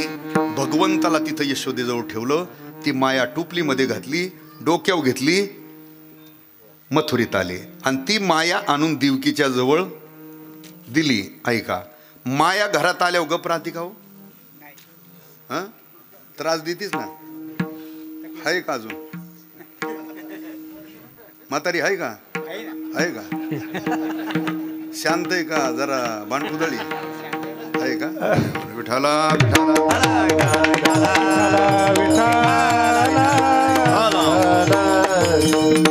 ती माया आणून दिल्यानंतर माया गप नाही राहत. रडे माया करिया कांत, नामा मने उठती दूत. ती माया आक्रोश करून रडू लागली. दूध जागे झाले, पळत गेले. कंसा 8वा पळत आला. पाहतो तो 8वा नव्हता, ती 8वी होती. पाहे कन्या उपजली. त्यावेळेला देवकीने सांगितलं, दादा अरे तू पहिले 6 मारलेत बाबा. अरे दादा एवढी मुलगी तरी राहू दे मला. मुलीला मारू, मुलीला मारू, मुलीला मारू, आणि त्याचाच परिणाम झाला ना वाईट. आता हे मुली मारलेल्याचाच परिणाम आहे आता. मरा हा, नाही तर त्या तिकडे आश्रमात पाठवून आता राहिलेली गडी जनार्दन स्वामीच्या. विठाला विठाला दुसरा काय विलाज. चला मी काय सांगतोय. वृक्षपाळ तो आला, पाहिलं, नको नको म्हणताना सुद्धा देवकीच्या समोरून ती पायाला धरून ओढून घेतली. कोण? माया. बाहेर आला, गरगर फिरवली, शिळेवर आपटून मारणार, हातीची निष्ठोनी गेली. शिळेवर आपटून मारणार पण हातातली निष्ठून गेली. हीच कडाळल्यासारखी आकाश मार्गाने गेली. पण कीर्तन संपल्यावर घरी गपचिप जाती तशी गेली. त्याला सांगू लागली, कंसा अरे मला काय मारतो, बाय माणसाची काय राजकारण करतो, तुझं लागी वधी उपजला मज आधी. अरे मला काय मारतो, बाय माणसाची काय राजकारण करतो, तुला मारणारा माझ्या अगोदर जन्माला आलेला आहे. आणि मग त्यांनी ते रक्षपाळ बोलवले, अरे कधी आला कधी गेला तुम्ही काही. त्यांनी सांगितलं आमच्या 8-8 तासाच्या ड्युट्या एकदम. आता 8-8 तास ड्युट्या करणारा देव आलेला आणि गेलेला कळत असतो का? चोर काळानात आलेले आणि गेलेले कधी चोरून कुरी करून गेले. देव आलेला आणि गेलेला कसा थोरा मोठ्याला कळाला नाही, रक्षपाळांना कसं कळलं. पण तपासांती कळालं. तो रात्री 12 वाजता अवताराला आला आणि रात्रीचाच गोकुळात निघून गेला. तोपर्यंत रात्र गेली ह्या सगळ्या शोधात. तोपर्यंत सूर्य उदय झाला. सूर्य उदय झाला तर तिकडं गोकुळामध्ये यशोदा जागी झाली. जागी झाली पाहते तर आपल्याला मुलगा झाला. कसा झाला कळाला. असे होतात का लेकरं? म्हटले अमक्या अमक्याच्या पोरीला पोरगा झाला भाऊ, पण कसा झाला कळालाच. असे होतात का? पण हा का नाही कळाला त्याचं कारण सांगतो. भगवंताचा अवतार हा आयोनी संभव आहे. कसा आहे तो? आयोनी संभव. नो हे काही नामयाचा स्वामी. भगवंताचा अवतार हा आयोनी संभव असल्यामुळं तो देवाशिवाय कोणालाच कळत नाही. पण जागी झाली पाहते तर आपल्याला मुलगा झाला. यशोदेला आनंद झाला, नंदबाबाला आनंद झाला, गोकुळवासी लोकांना आनंद झाला. आणि तिथून पुढे हे प्रमाण लागतात. कृष्ण गोकुळी दुष्टा छळका सुटला होता, कृष्णाचा अवतार आनंद करीती गवळण सांगे पुत्र झाला. हा, मग आता तो मुलगा झाला. कोणाचा? आता यशोदेचा झाला ना मुलगा. आता कोणाचा झाला? बरं, जो यशोदेचा मुलगा झालाय आता तो सामान्य नाही, ज्याच्यापासून हे सगळं निर्माण झालं. जो विश्वाचा मायबाप आहे, विश्वाला जन्म देणार आहे, पण यशोदेजवळ राहू लागला, खेळू लागला, रांगू लागला, बागडू लागला, तिला हाक मारू लागला, मने देसी माता मने येशो देसी माता देसी माता हे विश्वाचा जनिता विश्वाचा जनिता ओ विश्वाचा जनिता हो विश्वाचा जनिता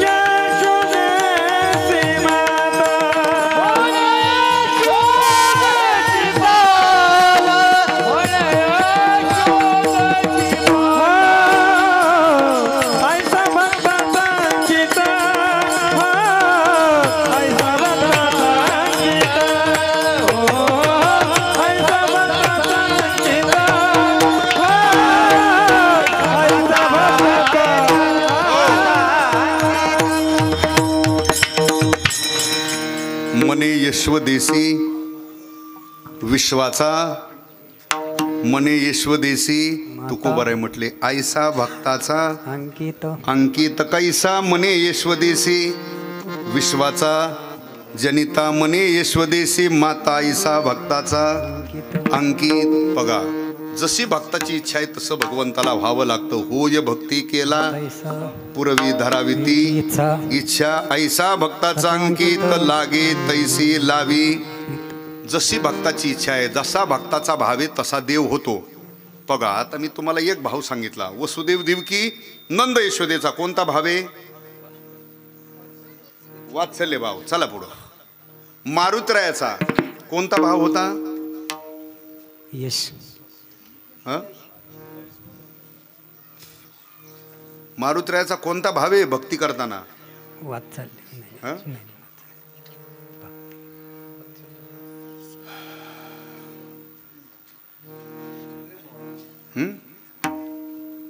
मारुतरायाचा. चला 25वे वर्ष आहे ना आपलं. ठीक आहे चला. मारुतरायाचा राम प्रभूची भक्ती करताना मारुतरायाकडे दास्य भाव. म्हणून देखिले रामचरण म्हणून देखिले रामचरण म्हणून देखिले रामचरण म्हणून देखिले दासतेनी काट हनुमंत पै केले हनुमंत पै केले म्हणून देखिले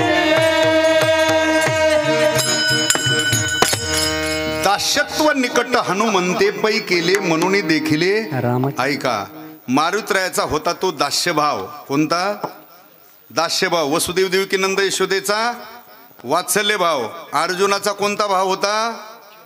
सख्य भाव. त्याचं प्रमाणे सख्यपणे अर्जुन नरनारायण. अर्जुनाचा सख्य भाव, मारुतरायाचा दास्य भाव, वसुदेव देवकीचा नंद यशोदेचा वात्सल्य भाव. चला पुढं. गोपिकांचा कोणता भाव होता?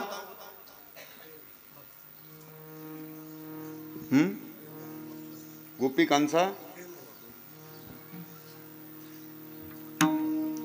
जाऊ द्या.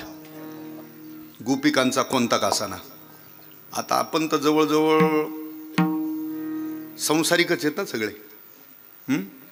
हे महाराज दिसते तेवढे ब्रह्मचारी संन्यासी, बरोबर ना? ठीक आहे. बाकी सगळे संसारिकच आहेत ना, ग्रस्तीचे.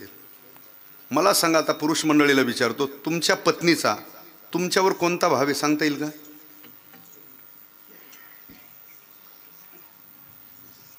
तुमचे झालेले आहेत ना, पण मग सांगा ना तुमच्या पत्नीचा तुमच्यावर कोणता आहे तो? हां, बर, म्हणजे अंदाज नाही, असं तसंच आहे. चला तुमचा विषय सोडा. आमच्या माता भगिनींना विचारतो, तुमचा तुमच्या पतीवर कोणता भाव आहे? प्रेमच का?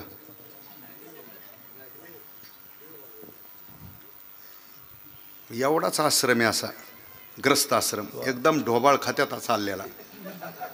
आता मी जर तुम्हाला संन्यासी ब्रह्मचार्याचा एखादा नियम विचारला तर तुम्ही माया बिघडता. आम्ही संन्यासी आहेत का? आम्ही ब्रह्मचारी, आम्हाला माहिती आहे का? पण ग्रस्तीचं जे आहे ते तरी माहीत असावं ना. पण नाही माहीत. हो गा, आईबापांनी दिले लग्न करून, झालेली लेकरं हानतेत, उड्या पळत येत, दे धक्का दे धक्का, असे 2025 गाठले. आलं लक्षात? ऐका, तुमचा सुद्धा कोणचा आहे तुम्हाला तपास सांगतो मी. ऐका, प्रत्येक पत्नीचा आपल्या पतीवर जो भाव असतो त्या भावाला कांत भाव म्हणतात. कोणता भाव म्हणतात? प्रेम फेम भाव तिकडे बघा. पत्नीचा आपल्या पतीवर जो भाव असतो त्या भावाला कोणता भाव म्हणतात? आता तरी ठेवा, तरी प्रेम म्हणलंच का कोणतरी? काय करावं? प्रत्येक पत्नीचा आपल्या पतीवर जो भाव असतो त्या भावाला कांत भाव म्हणतात. तुम्हाला हे भावाचे प्रकार सांगतोय ना. वसुदेव देवकी नंद यशोदेचा वात्सल्य भाव, मारुतीरायाचा देवाची भक्ती करताना दास्य भाव होता, अर्जुनाचा सख्य भाव होता. तशा ज्या गोकुळातल्या गोपिका होत्या यांचा भगवान कृष्णाची भक्ती करताना कांत भाव होता. कोणता का भाव होता?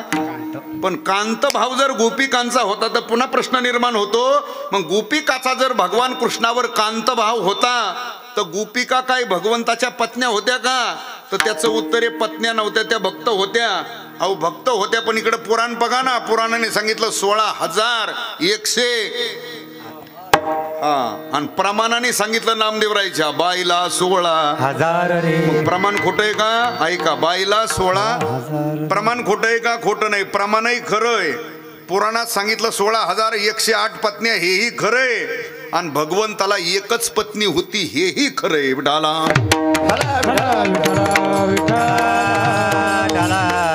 मग हे वर्णन कसं केलं? मग गोपी लावी याला, हे खोटं का? गोपी लावी याला चाळा, हेही खरं. पण भगवान कसा आहे हे अगोदर ऐका. कसा आहे तो? भगवान निष्काम आहे. भगवान कसा आहे? किती निष्काम आहे भागवतकारांनी वर्णन केलं. नाथ महाराज शांतीब्रह्म एकनाथ महाराज म्हणतात, भगवान कृष्ण परमात्मा एवढा निष्काम आहे, एवढा निष्काम आहे, एवढा निष्काम. किती निष्काम? जो भगवान कृष्णाचं सारखं ध्यान करतो, जो भगवान कृष्णाचं चिंतन करतो किंवा भगवान कृष्णाचं अखंड नामस्मरण करतो, जो त्याच्याकडे काम शिल्लक राहत नाही. ओवी सांगतो तुम्हाला. जयाचे उच्चारिता नाम काम ही होती निष्काम. काय वर्णन केलं? जयाचे उच्चारिता नाम काम ही होती. मग ज्याचं नाव घेतल्यानंतर काम निष्काम होतो तो स्वतः कसा असेल? ज्याचं नाव घेतल्यानंतर काम निष्काम होतो तो स्वतः कसा असेल? निष्काम निराळा, निष्काम निराळा.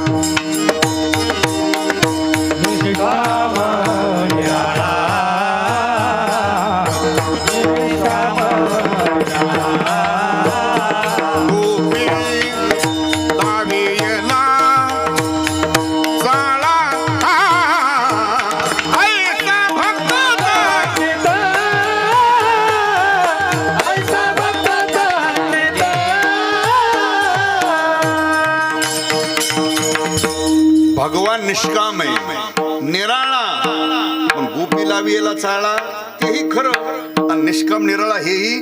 मग का गोपी लावी याला चाळा? तर त्याचं कारण आहे, गोपिका ह्या भगवंताच्या भक्त आहेत. कोण आहेत त्या?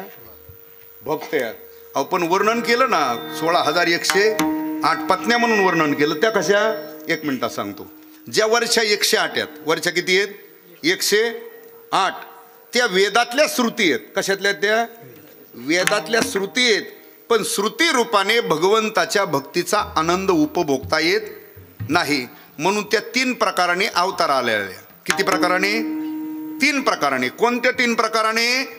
काही कर्माच्या अधिकारी झाल्या, काही उपासनेच्या अधिकारी झाल्या आणि काही ज्ञानाच्या अधिकारी झाल्या. म्हणजे कर्म, उपासना आणि ज्ञान ह्या अधिकाराच्या 100. पण ह्या सामान्य लोकाला पटवण्याकरता महाराजांना ते प्रमाण घालावं लागलं. कोणी सुना, कोणी लेकी, कोणी एकी, स्वतंत्र. म्हणजे हे पटवण्याकरता चरित्र वाचार्थाने वेगळं, लक्षार्थाने. मग तुम्हाला पटवण्याकरता सांगितलं. कुणी सुना झाल्या, कुणी लेकी झाल्या, कुणी सासू झाल्या. हे तरी का सांगितलं? आता आपल्या घरामध्ये 3च प्रकारच्या महिला आहेत ना घरामध्ये. काही मुली आहेत, काही सुना आहेत आणि काही 4था प्रकार आहे का? नाही. बरं, या 3 आहेत. सासू आहे, मुलगी आहे आणि सून आहे. 3चा अधिकार घरात सारखा आहे का ताई? नाही. समान अधिकार आहे का? नाही. नाही. मग कसा आहे तो? तसाच परमार्थात आहे. तुमचा जसा व्यवहारात आहे तसाच परमार्थात आहे. कसा? सून आहे, ती कशी राहिली, किती चांगलं काम केलं, कशी वागली, तरी सासू नावं ठेवते का नाही? आणि आता तरी बरं आहे. आता ह्या नवीन पुरीला, आता नवीन पुरीला बरं आहे. पण या थकेल म्हातारे आहेत ना मावसे, तुम्ही ज्या वेळेला सून म्हणून आला होतात त्यावेळेला तुमच्या सासा कसल्या होत्या? खरं बोला. अवघड होते का नाही? जेवढा सुनाला त्रास देईन, जेवढा त्रास देईन तेवढी सासूची तब्येत ठणठणीत असायची. हा. आणि एवढा त्रास होता जुन्या काळामध्ये. दिवसभराचं राहिलेलं जे स्वयंपाक आहे ना शिळा, तिने संध्याकाळी खायचा. खोटं आहे का नाही? आणि संध्याकाळी राहिलेलं सकाळ खायचं. बरं, 4 वाजताच उठावं लागायचं. सगळी कामं करायची संध्याकाळी 10 वाजेपर्यंत. त्रास एवढा. आणि एवढं काम असून म्हातारी 8 दिवसात एकदा वतायची हाताव. काय? हा, जेरमाली बाटली पिटी ठेवलेली सुट्ट खोबऱ्याचं. अशी दात असा जुनी वतली, आठवड्यात एकदा दार तर सुन टेकन का तिथं? नाही.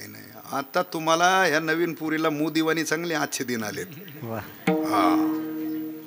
पण जुन्या म्हाताऱ्यांचा अवघड होतं. त्रास होता त्यावेळेला सोनाला. कशी राहिली तरी सासू त्रास. तसंच आहे परमार्थातलं सुद्धा. परमार्थातली सुद्धा तीच गती आहे. परमार्थातला जो कर्माचा अधिकारी आहे ना, कोणता अधिकारी? कर्माच्या अधिकारीला सुना इतका त्रास आहे. कर्माचा अधिकारी म्हणजे पारतंत्र्यातला. कसंही कर्म केलं तर बिनचूक होतच. आणि कर्मकांडामध्ये सूक्ष्मपणा आहे. किती बिनचूक केलं तर कर्म बिनचूक होत नाही.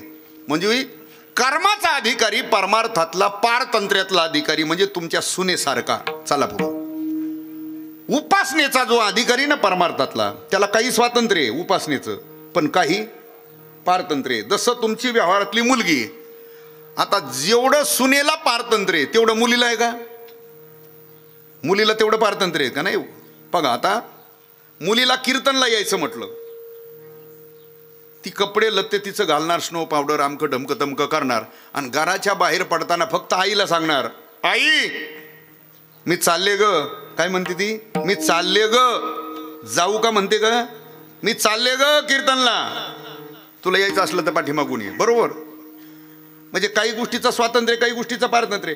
आता सुनबाईला म्हणता येईल का आत्या मी चालले ग म्हणता येईल का? नाही म्हणता येणार. तिला हात जोडून विचारावं लागेल, आत्या जाऊ का आजच्या दिवस? शेवटचंच आहे, जाऊ का?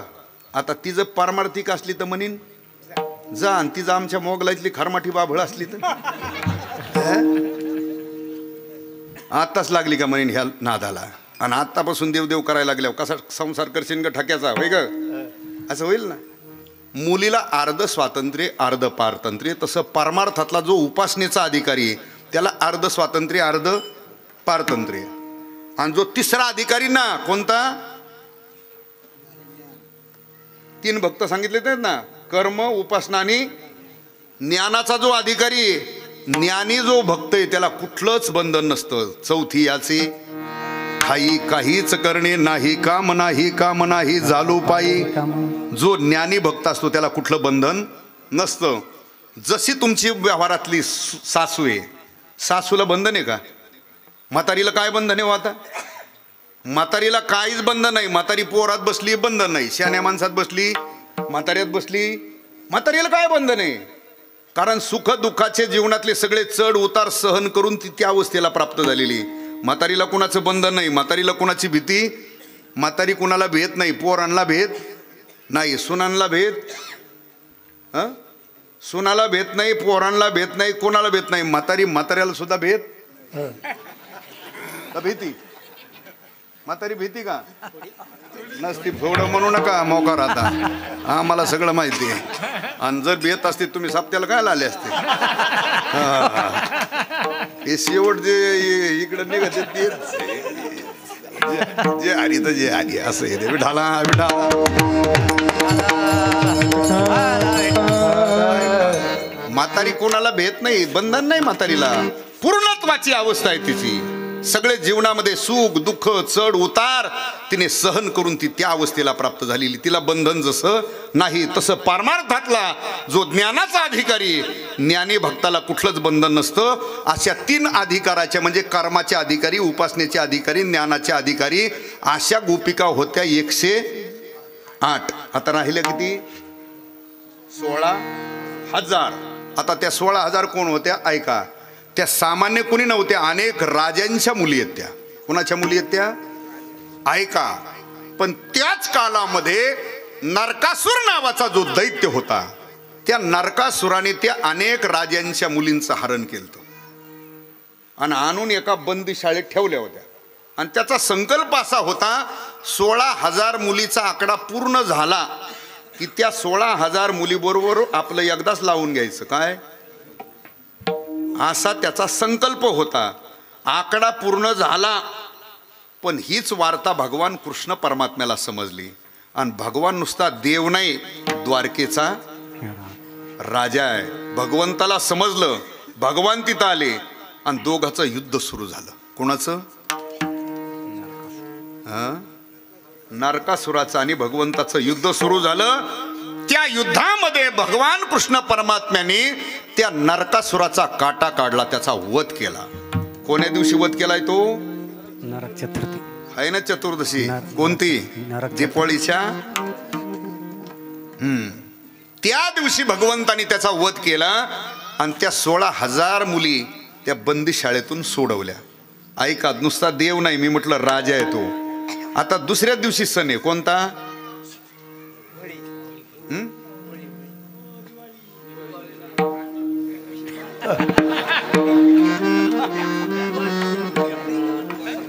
होळी म्हणल्यावर आता एवढं मी नाही सोसू शकत. पहिलं आपण बैलाने पेरायचो का नाही, पाभरीने. कान फटा पडला तर सपादत होता, थोडं तेवढ्या पुढतं वाकड व्हायचं, पण पुन्हा सरळ तास घेतल्यावर जमत. पण जर ढोला पडला, ढोलाच म्हणतात ना मोठा पडल्यावर, काय म्हणतात त्याला? फाटा. फाटा. फाटा त्याला ढोला म्हणतात आमच्याकडे. तर पाभर घरी वळून आणावं लागते. हा, थोडं फार मी सोसलं असतं ना. दीपावळी कुठं शिंगा कुठं एवढं मी नाही, एवढी कसर मलाही जमणार नाही. विठाला विठाला. नरक चतुर्दशी दिवशी मारला. त्या 16,000 मुली बंदीशाळेतून सोडवल्या. भगवंतानी विचार केला, दुसऱ्या दिवशी सण आहे दीपावळी. कोणता सण आहे? दीपावळी. भगवंतानी त्या सगळ्यांना ठेवून घेतलं, सगळ्यांची बोळवण केली, सगळ्यांना साडी चोळी दिली. आणि भगवंतानी पुन्हा विचार केला, आता या मुली सगळ्या ज्याच्या त्याच्या घरी आपण पोहोच करू. पण ऐका, त्या काळामध्ये त्या सगळ्यांनी सांगितलं, आता या मुलींना काही परत आम्ही घेऊ शकत नाही. घरच्यांनी सांगितलं. पुन्हा प्रश्न पडला, जर हे घरचे यांचा स्वीकार करीत नाही, त्याला मारलंय, 16,000 मुली त्याच्या बंदीखान्यातून सोडवल्यात, आता या 16,000 मुली जर रस्त्यावर सोडल्या तर वर्णसंकर होईल. काय करावं मग? राजा आहे ना तो. भगवंतानी सांगितलं, तर आपणच काहीतरी व्यवस्था करू. मग त्यावेळेला भगवंतानी 16,000 घराची निर्मिती केली. किती हजार? 16,000 घरं बांधली. आणि त्या कॉलनीला नावच देऊन टाकलं श्रीकृष्ण कॉलनी. हा, किती घरं बांधली? 16,000. म्हणजे द्वापार युगात सुद्धा ज्यांना घरं नव्हती त्यांना घरं देण्याची पद्धती त्यांनी म्हणे, तुमच्याने असं केलं, आम्ही असं केलं तर तुम्ही असं केलंच नाही. अरे हे तुमचं कुठं दुकान लावता? हे द्वापार युगात सुद्धा गरज द्यायची पद्धती होती. तुम्ही दिले म्हणजे काही शहाणपणा केला असं काहीच नाही. बरं ठीक आहे, राहण्याची व्यवस्था केली 16,000 गोपिकांची. खाण्यापिण्याची त्यांना काही रोजगार हमीच्या कामावर पाठवलं. 160 रुपये हजेरी, 5 किलो गहू, असं नव्हतं ते. त्यावेळेला सुद्धा निराधार योजना चालू होती. कोणाच्या नावाने?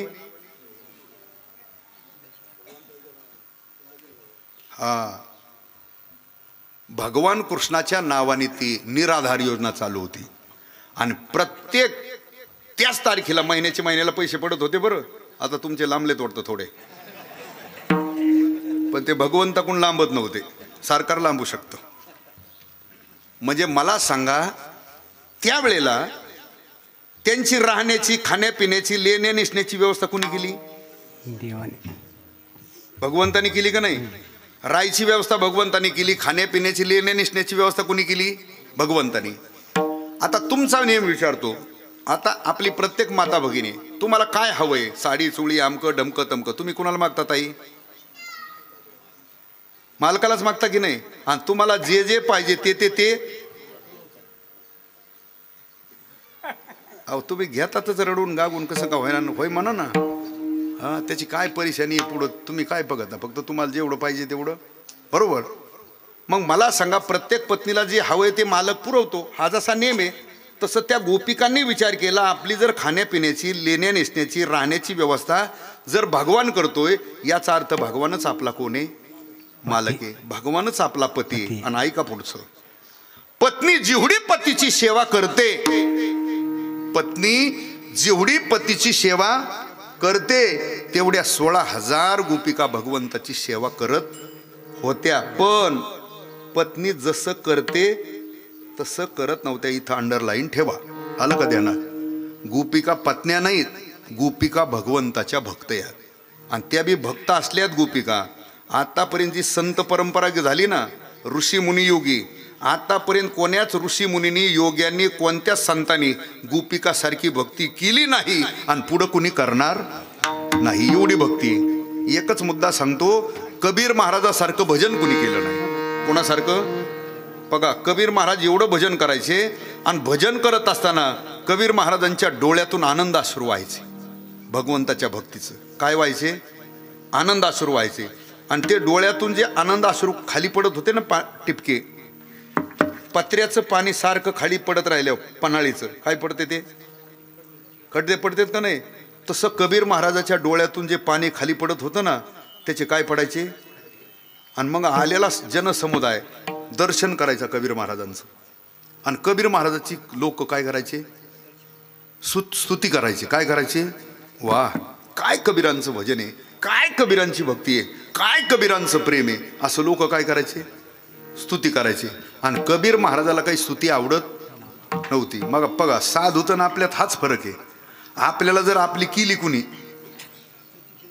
काय गुदगुल्या होत्यात ना, आणि नावच नाही घेतलं तर लगेच चेहरा पडतो. म्हणजे तू नाव घ्यासाठी आला का इथं परमार्थात? म्हणजे आपला एवढा फरक आहे. आपण एवढे हलकट आहेत परमार्थात येऊन सुद्धा. आपल्याला वाटतं आपली केली पाहिजे माणसात, काय बरोबर. आणि कबीर महाराजाचं बघा फरक कितका आहे आपला. ते एवढं रात्रंदिवस भजन करत होते, ते डोळ्यातून आनंदाश्रू त्या भजनात पडत होते. लोक स्तुती करायचे, काय कबीरांची भक्ती आहे, काय कबीरांचं प्रेम आहे, काय कबीरांचं नामस्मरण आहे. त्यावेळेला कबीर महाराजाला स्तुती आवडत नव्हती. त्यावेळेला कबीर महाराज म्हटले, अरे कबीर कबीर क्या कहता है जा जमुना के तीर. काय म्हणतात? अरे रोज उठून कबीर कबीर कबीर कबीर काय करता? एक दिवस यमुनेच्या तीरावर जा, एका एका गोपिकेच्या भक्ती प्रेमाच्या पुरात माझ्यासारखे हजारो कोट्यावधी कबीर वाहत जातील. एका गोपिकेच्या प्रेमाच्या पुरात माझ्यासारखे हजार कबीर वाहून जातील. एवढं गोपिकांचं काय भक्तिप्रेम आहे. म्हणून नारद भक्तिसूत्रामध्ये नारदाने जे भक्तिसूत्र लिहिलं ना, त्याच्यात गोपिकाचं वर्णन केलं. यथा व्रज गोपिका नाम. नारद सुद्धा म्हणतात, गोपिकासारखी भक्ती आतापर्यंत कुणी केली नाही. आणि चंद्र सूर्य आहे तोपर्यंत गोपिकासारखी भक्ती कोणी करणार? गोपिका ह्या भगवंताच्या भक्त आहेत. पण मग भक्त असून भगवंतानी गोपी लावी याला चाळा, हे का तुकोबारांनी पद घातलं? मग गोपी लावी याला चाळा हे पद का घातलं? गोपिका तर भक्त आहेत, ते काही पत्न्या नाहीत, मग गोपी लावी याला चाळा का? तुकोबराय म्हटले अरे भगवान निष्काम आहे, भगवान निराळा आहे, निष्काम निराळा. मग गोपी लावी याला चाळा, त्या गोपिकांच्या अंतकरणातला भाव तो होता कोणता?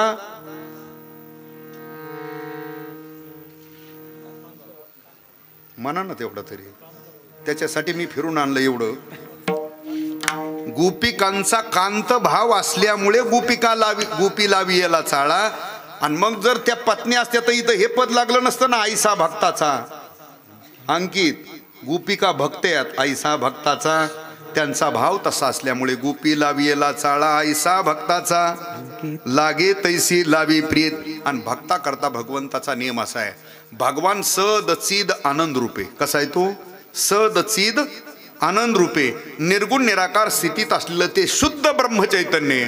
पण भक्ता करता भगवान परमात्मा आपलं निर्गुण स्वरूप सुद्धा काय करतो? सोडतो. आणि भक्ता करता निर्गुणाचा कसा होतो? तुका म्हणे आले रूपा अव्यक्त चांगले ऐसा भक्ताचा उढोबा रखुमाई.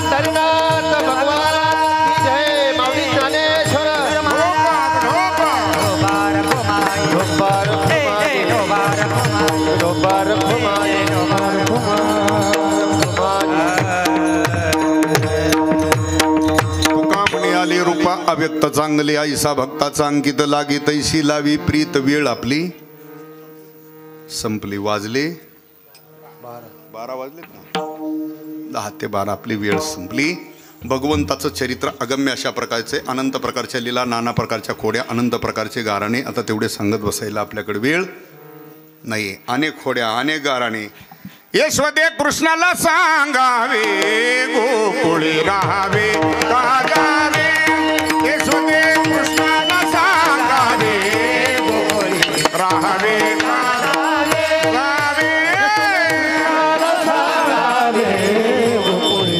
राहावे का जावे. यशोदे कृष्णाला सांगावे, गोकुळी राहावे का जावे. अनेकाची, प्रत्येकाची वेगवेगळी गाराणी येऊ लागली. परवाला मुच्या घरा दारी निजला होता म्हातारा. घेऊन ताटाचा डेरा सैरल्यावरी फोडीला.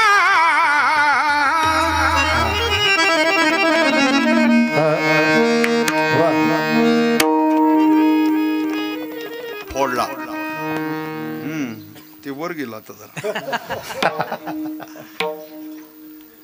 प्रत्येकाचं गारण ती सांगते. परवा आमच्या घरी आला, म्हातारं बाहेर झोपलं होतं. कृष्णाने ताकाचा डेरा घेतला म्हाताऱ्याच्या डेरीवर. आता हे देवाला शोभत का? देवाला शोभत, पण हे सुद्धा वाच्यार्थाने वर्णन आहे, असा अर्थ नाही त्याचा. तिला एक गाणं सांगायचंय की यशोदे तुझ्या कृष्णाने डेरा फोडला. पण कोणता डेरा फोडला? डेरा फोडीला दंभाचा. माझ्या म्हाताऱ्याचा जो दांभिकपणा होता तो तुझ्या कृष्णाने घालवला, हा लक्षार्थ आहे. आणि वाच्यार्थाने तो अर्थ आहे. प्रत्येकाचं वेगवेगळं गाराणं येऊ लागलं. दुसरी आली धावूनी, याने ग बाई काय केली. पतीची दाढी माझी वेली. दोन्हीची गाठ बांधून गाठ बाई कुणाची सुटेना. धरू जाता सापडेना. यशवदे बाळ तुझा तान्हा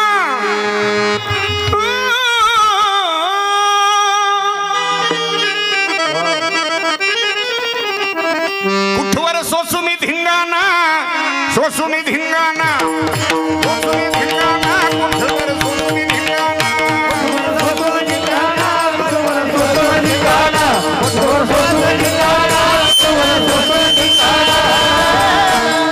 असे अनेकाचे वेगवेगळे गाराणे येऊ लागले. मग आता यशोदा आईच ना, तिला काही सगळीच गाराणी खरं वाटत होती का आपल्या लेकराची? कधी कधी गाराणं सांगणारींनाच दोष द्यायची. का ग? रोज उठताना माझ्या घरी येता, रोज गाराणे सांगता माझ्या लेकराचे. माझंच तेवढं लेकरू आहे का गावात खोड्या करणार? आणि एवढ्याल्या मोठ्याल्या खोड्या करणे एवढं त्याचं वय का ग? तो आहेच किती वर्षाचा? 5 वर्षाची माझे गे बाळ अंगणी ग माझ्या खेळ तुम्ही लटकाच घेता आळगे गोकुळच्या नारी लटकाच घेता आळगे गोकुळच्या नारी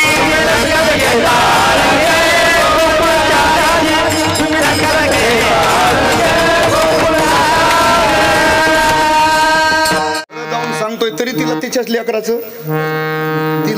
लेकराचं तुझाच तुला बाई गोड वाटे कान्हा किती सांगावं तुझ्या खोड्या. आणि कधी कधी घरात एकट्याला घेऊन यशोदा म्हणायची, कृष्णा हे लोक एवढे गाराने रोज सकाळ संध्याकाळ सांगतात, खरंच खोड्या करतो का घरी तू? भगवान म्हटले, अगं आई त्यांचं काय ऐकती, देवा शपथ खोडी नाही करीत. मग तिला वाटतं लेकरू शपथ वाटतंय कुणाची? आता तिला काय माहिती, हेच देवी बळिया माझा पंढरीराव जो या देवांचा आहे. पण तिला सुद्धा तो कळाला असं नाही ना. जर कळाला असता तर. आणि कधी कधी यशोदा म्हणायची भगवंताला, कृष्णा अरे तू नंद बाबाचा पोरगा आहे. कुणाचा पोरगा आहे? नंद पाटलाचा पोरगा आहे. आणि पाटलाच्या पोराने गावातल्या प्रतिष्ठित माणसाच्या घरच्या पोरांनी पोरींनी तरी नीट राहिलं.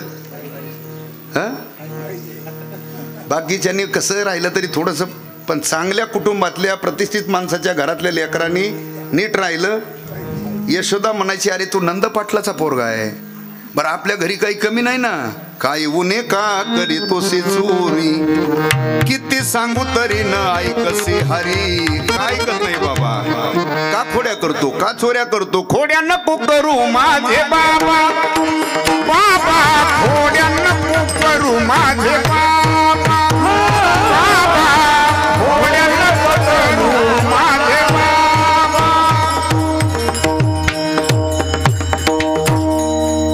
माझे बाबा माझे बाबा माझे बाबा माझे बाबा खोड्या नको करू माझे बाबा.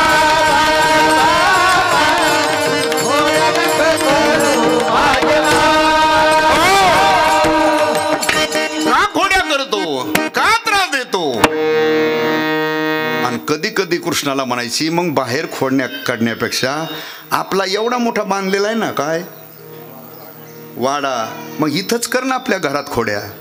भगवान मनात म्हटले, आई बैल ना बाहेरची पिढा बाहेर, कशाला थळा वाजून साप घरात घालून घेती? बाहेर काढाय अवघड जात असतं, मग पुंगी वाजावं लागल. बरोबर. पण घरामध्ये ज्या वेळेला काही काही भगवंतांनी खोड्या केलेल्या लक्षात आल्या. कधी यशोदेने सकाळी सकाळी मंथन करायला तो डेरा घेतला. आता तो डेराही मोठा, दही भरपूर, रवी एवढी, ते खांबाला बांधलेला दोर, त्याला ती पुन्हा दोरखंड, ते घुसळण करतात की नाही मावशी? बरोबर आहे की नाही? ती पोरगी मान आली, तो का केलंय का घुसळण? म्हणजे म्हातारीने केलेलं, आजीनं केलेलं बघितलं असं तो नाही केलेलं. तो मिक्सरच्या काळातली झालं तयार, त्याला चव नाही. जुनं ते टेस्ट आवाज असायचं. ते यशोदेने डेरा घेतला मंथन, आणि तिचं घुसळून चालू झालं. भगवान पळत पळत आले आणि आल्याबरोबर धरली लगेच. काय यशोदेने सांगितलं, अरे सकाळी सकाळी मला हे मंथन करायचं, बाकीचे काम धंदा आटपायचे, सोड. भगवान सोडत नाही, नाही करू देत मी. ती पुन्हा पुन्हा विनंती करीत, सोड रवीचा हात हरी रे करू दे रे मंथना सोड रवीचा हात हरी रे करू दे रे मंथना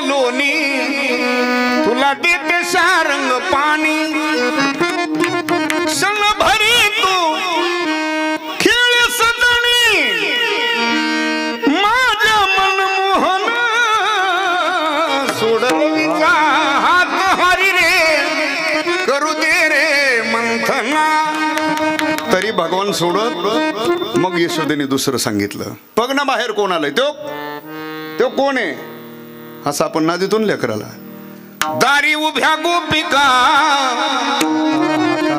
तुझला मारिता ती हाका कोण आलंय आली आली ती राधिका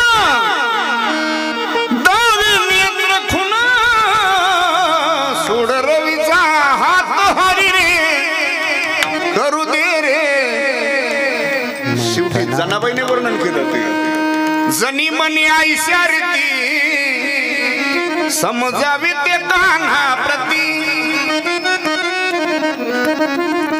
सकळ जाणे श्रीपती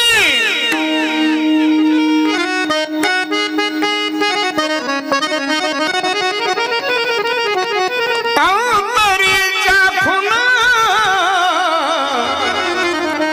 सोड रवीचा हात हरी रे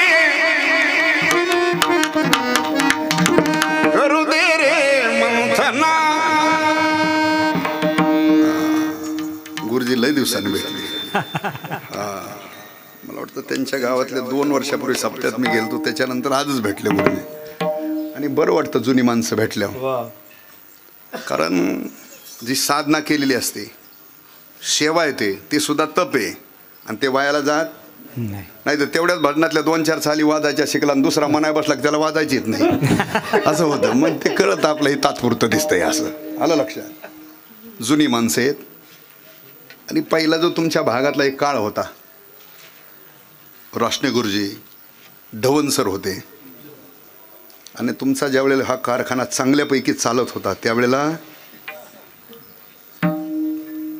कुंकळाला तो कारखाना निफाड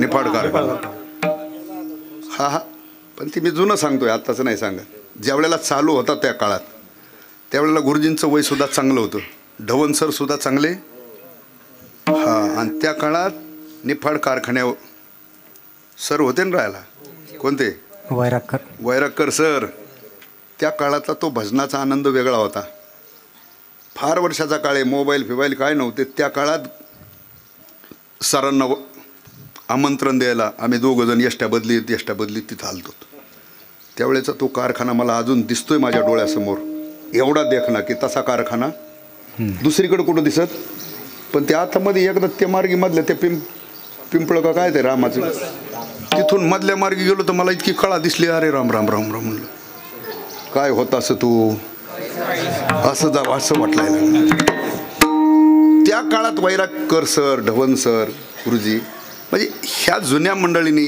प्रत्येक खेड्यापाड्यात ह्यांच्यामुळं का होईना 4-4 2-2 भजने तयार झाले शेवटी ते जुन्या माणसाला किंमत अजून तेवढीच आहे ना अजूनही जुनी म्हणतात ना जुनं ते आणि जुनं असतं ते 100 नंबरी असतं 24 कॅरेटचं असतं आणि नवीन असतं ते 22 कॅरेटचं असतं चला काय चाललं होतं आपलं कीर्तन ना? हा मग बरं आहे, चला. सोड रवीचा हात हरी रे करू दे रे, अशा अनेक खोड्या केल्या. यशोदेने सांगितलं कृष्णा. तिच्या लक्षात आलं घरात इतका त्रास देतोय म्हणजे निश्चित यांना त्रास, आणि लोक सांगतात ते काही खोटं. त्यावेळेला सांगितलं बस आता तू आता इथं ठेवायच्या लायक राहिला, चल म्हटले आता तुला शाळेत घालते. भगवान म्हटले कोणत्या घालती ग? इंग्लिश मिडियमला टाकते का मराठीला घालते? त्यावेळेला ती नव्हती शाळा, त्यावेळेला ती शाळा होती. गाई राखायला जायची. उद्या जाई राना सवे घेऊन गोधना, उद्यापासून गाई राखायला जा. बर भगवंतानी आपले जे गोपाळ होते सवंगडी त्यांच्याकडे गेले. तू आणि सांगितलं त्यांना तुमच्या सुद्धा घरी 2-2, 4-4 आहेत ना. अरे तुम्ही गाया घेऊन सारे गोपाळ रानात या, तुम्ही तुमच्या गाई गोपाळ घेऊन राहणार. बर गेले सगळे. गाई गोपाळ सौंगडे वना, गाई गोपाळ सौंगडे वना, गाई गोपाळ सौंगडे वना. गेले वृंदावनात. नाना प्रकारचे खेळ झाले. हा मामा चेंडू लगुरी आटू आट्या पाट्या, हा मामा पोर, हा मामा घमामा, अनेक खेळ झाले. गोपाळाने सांगितलं कृष्ण आता बास रे बाबा खेळ. 12 वाजून गेल्या. खांदी भार पोटी भूक काय खेळायाचे, तुका म्हणे आता खेळ सारावा, झाली आता वेळ म्हणते आना. भगवान म्हटले बास तर बास. सगळ्या गायी यमुनेच्या वाळवंटात जप एकत्र केल्या, सगळे गोपाळ एकत्र केले, सगळ्यांच्या शिदोऱ्या एकत्रित केल्या. भगवंतांनी त्या सगळ्यांच्या शिदोऱ्या एकत्रित करून स्वतःच्या हातामध्ये घेतलेल्या आहेत. त्या प्रसंगाचं वर्णन शुकाचार्य महाराजांनी केलं. विभ्रद वेणुम जठर पठयू शुंग वेत्रेचे कक्षे, म्हणजे तो प्रसंग कसा होता, भगवान उभे कसे होते. तर शुकाचार्य महाराज म्हणतात भगवान मध्यभागी उभा होते. डाव्या हातामध्ये तो काल्याचा कवळ घेतलेला होता. मोरपिसाचा मुकुट जो डोक्यात होता तो काढून इथं बगलेत धरला होता. वाजवायचा पावा होता तो इथं कमरेला खोसला होता. आणि जे गोपाळ होते ते कमळाच्या आकारासारखे बसवले होते, म्हणजे छोटे छोटे गोपाळ जवळ, मोठे गोपाळ त्याच्या बाजूने, त्याच्यापेक्षा मोठे गोपाळ बाजूने, आणि भगवान मध्यभागी उभा होते. आणि भगवान गोपाळांना म्हणतात गड्या काला तुम्हाला देतो खरा, पण भजन केलं तर करता का? गोपाल कृष्ण राधा कृष्ण, गोपाल कृष्ण राधा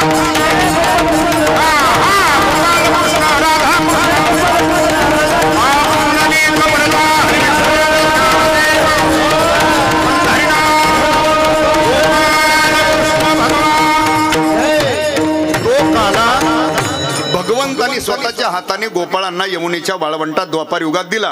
तीच कालेची परंपरा. पुढे तोच काला चंद्रभागेच्या वाळवंटामध्ये ज्ञानोबारांनी सर्वांना दिला. एकच टाळी झाली, चंद्रभागे वाळवंटी माझा ज्ञानराज गोपाळ अशी लाह्या. आणि तीच कालेची परंपरा आपल्या वारकरी संप्रदायामध्ये ज्ञानोबाराय, तुकोबाराय, नाथ महाराज, नामदेव महाराज, निळोबाराय आदी करून संतांनी ही वारकरी संप्रदायामध्ये परंपरा घालून दिली. नाम सप्ताह किती दिवसाचा असो, 3 दिवसाचा, 5 दिवसाचा, 8 दिवसाचा की महिन्याचा असो, दिंडीची सांगत असो, सप्ताची सांगत असो किंवा कथेची सांगत असो, भगवंताच्या म्हणजे कृष्णाच्या का चरित्राचं वर्णन करून अर्थात काल्याच्या कीर्तनाने यज्ञाची, दिंडीची, सप्ताची सांगता करावी हा संप्रदायाने घातलेला दंडक, त्याच नियमात केलेली सेवा. ज्ञानेश्वर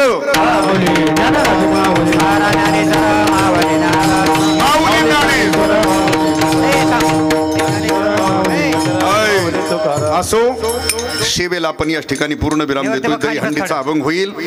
काल्याचा प्रसाद प्रत्येकाला जाग्यावर भेटेल. कोणी गोंधळ गडबड करायची नाही. विठ्ठल जय जय जय विठ्ठल, जय जय विठ्ठल, शिंके लाविले दुरी हो वारे डोई करे मुक्का पसरोनी करे हाती त्या धारा डोईच्या कोपरा तुने वारे धुई करे मुख पसरोनी तुका म्हणे हाती लोकांनी दे रखवो तुने वारे धुई करे मुख पसरोनी कंठी धरिला कृष्णा मनी अवगाधने प्रकाश मला वाटू एका वैष्णवनिका संगम ब्रह्मादिका उत्तम लोका दाखवो. मला वाटू एका वैष्णवनिका संगम म्हणे भूमंडळी आम्ही बळी विरगाडे. मला वाटू एका वैष्णवनिका संगम बोलिले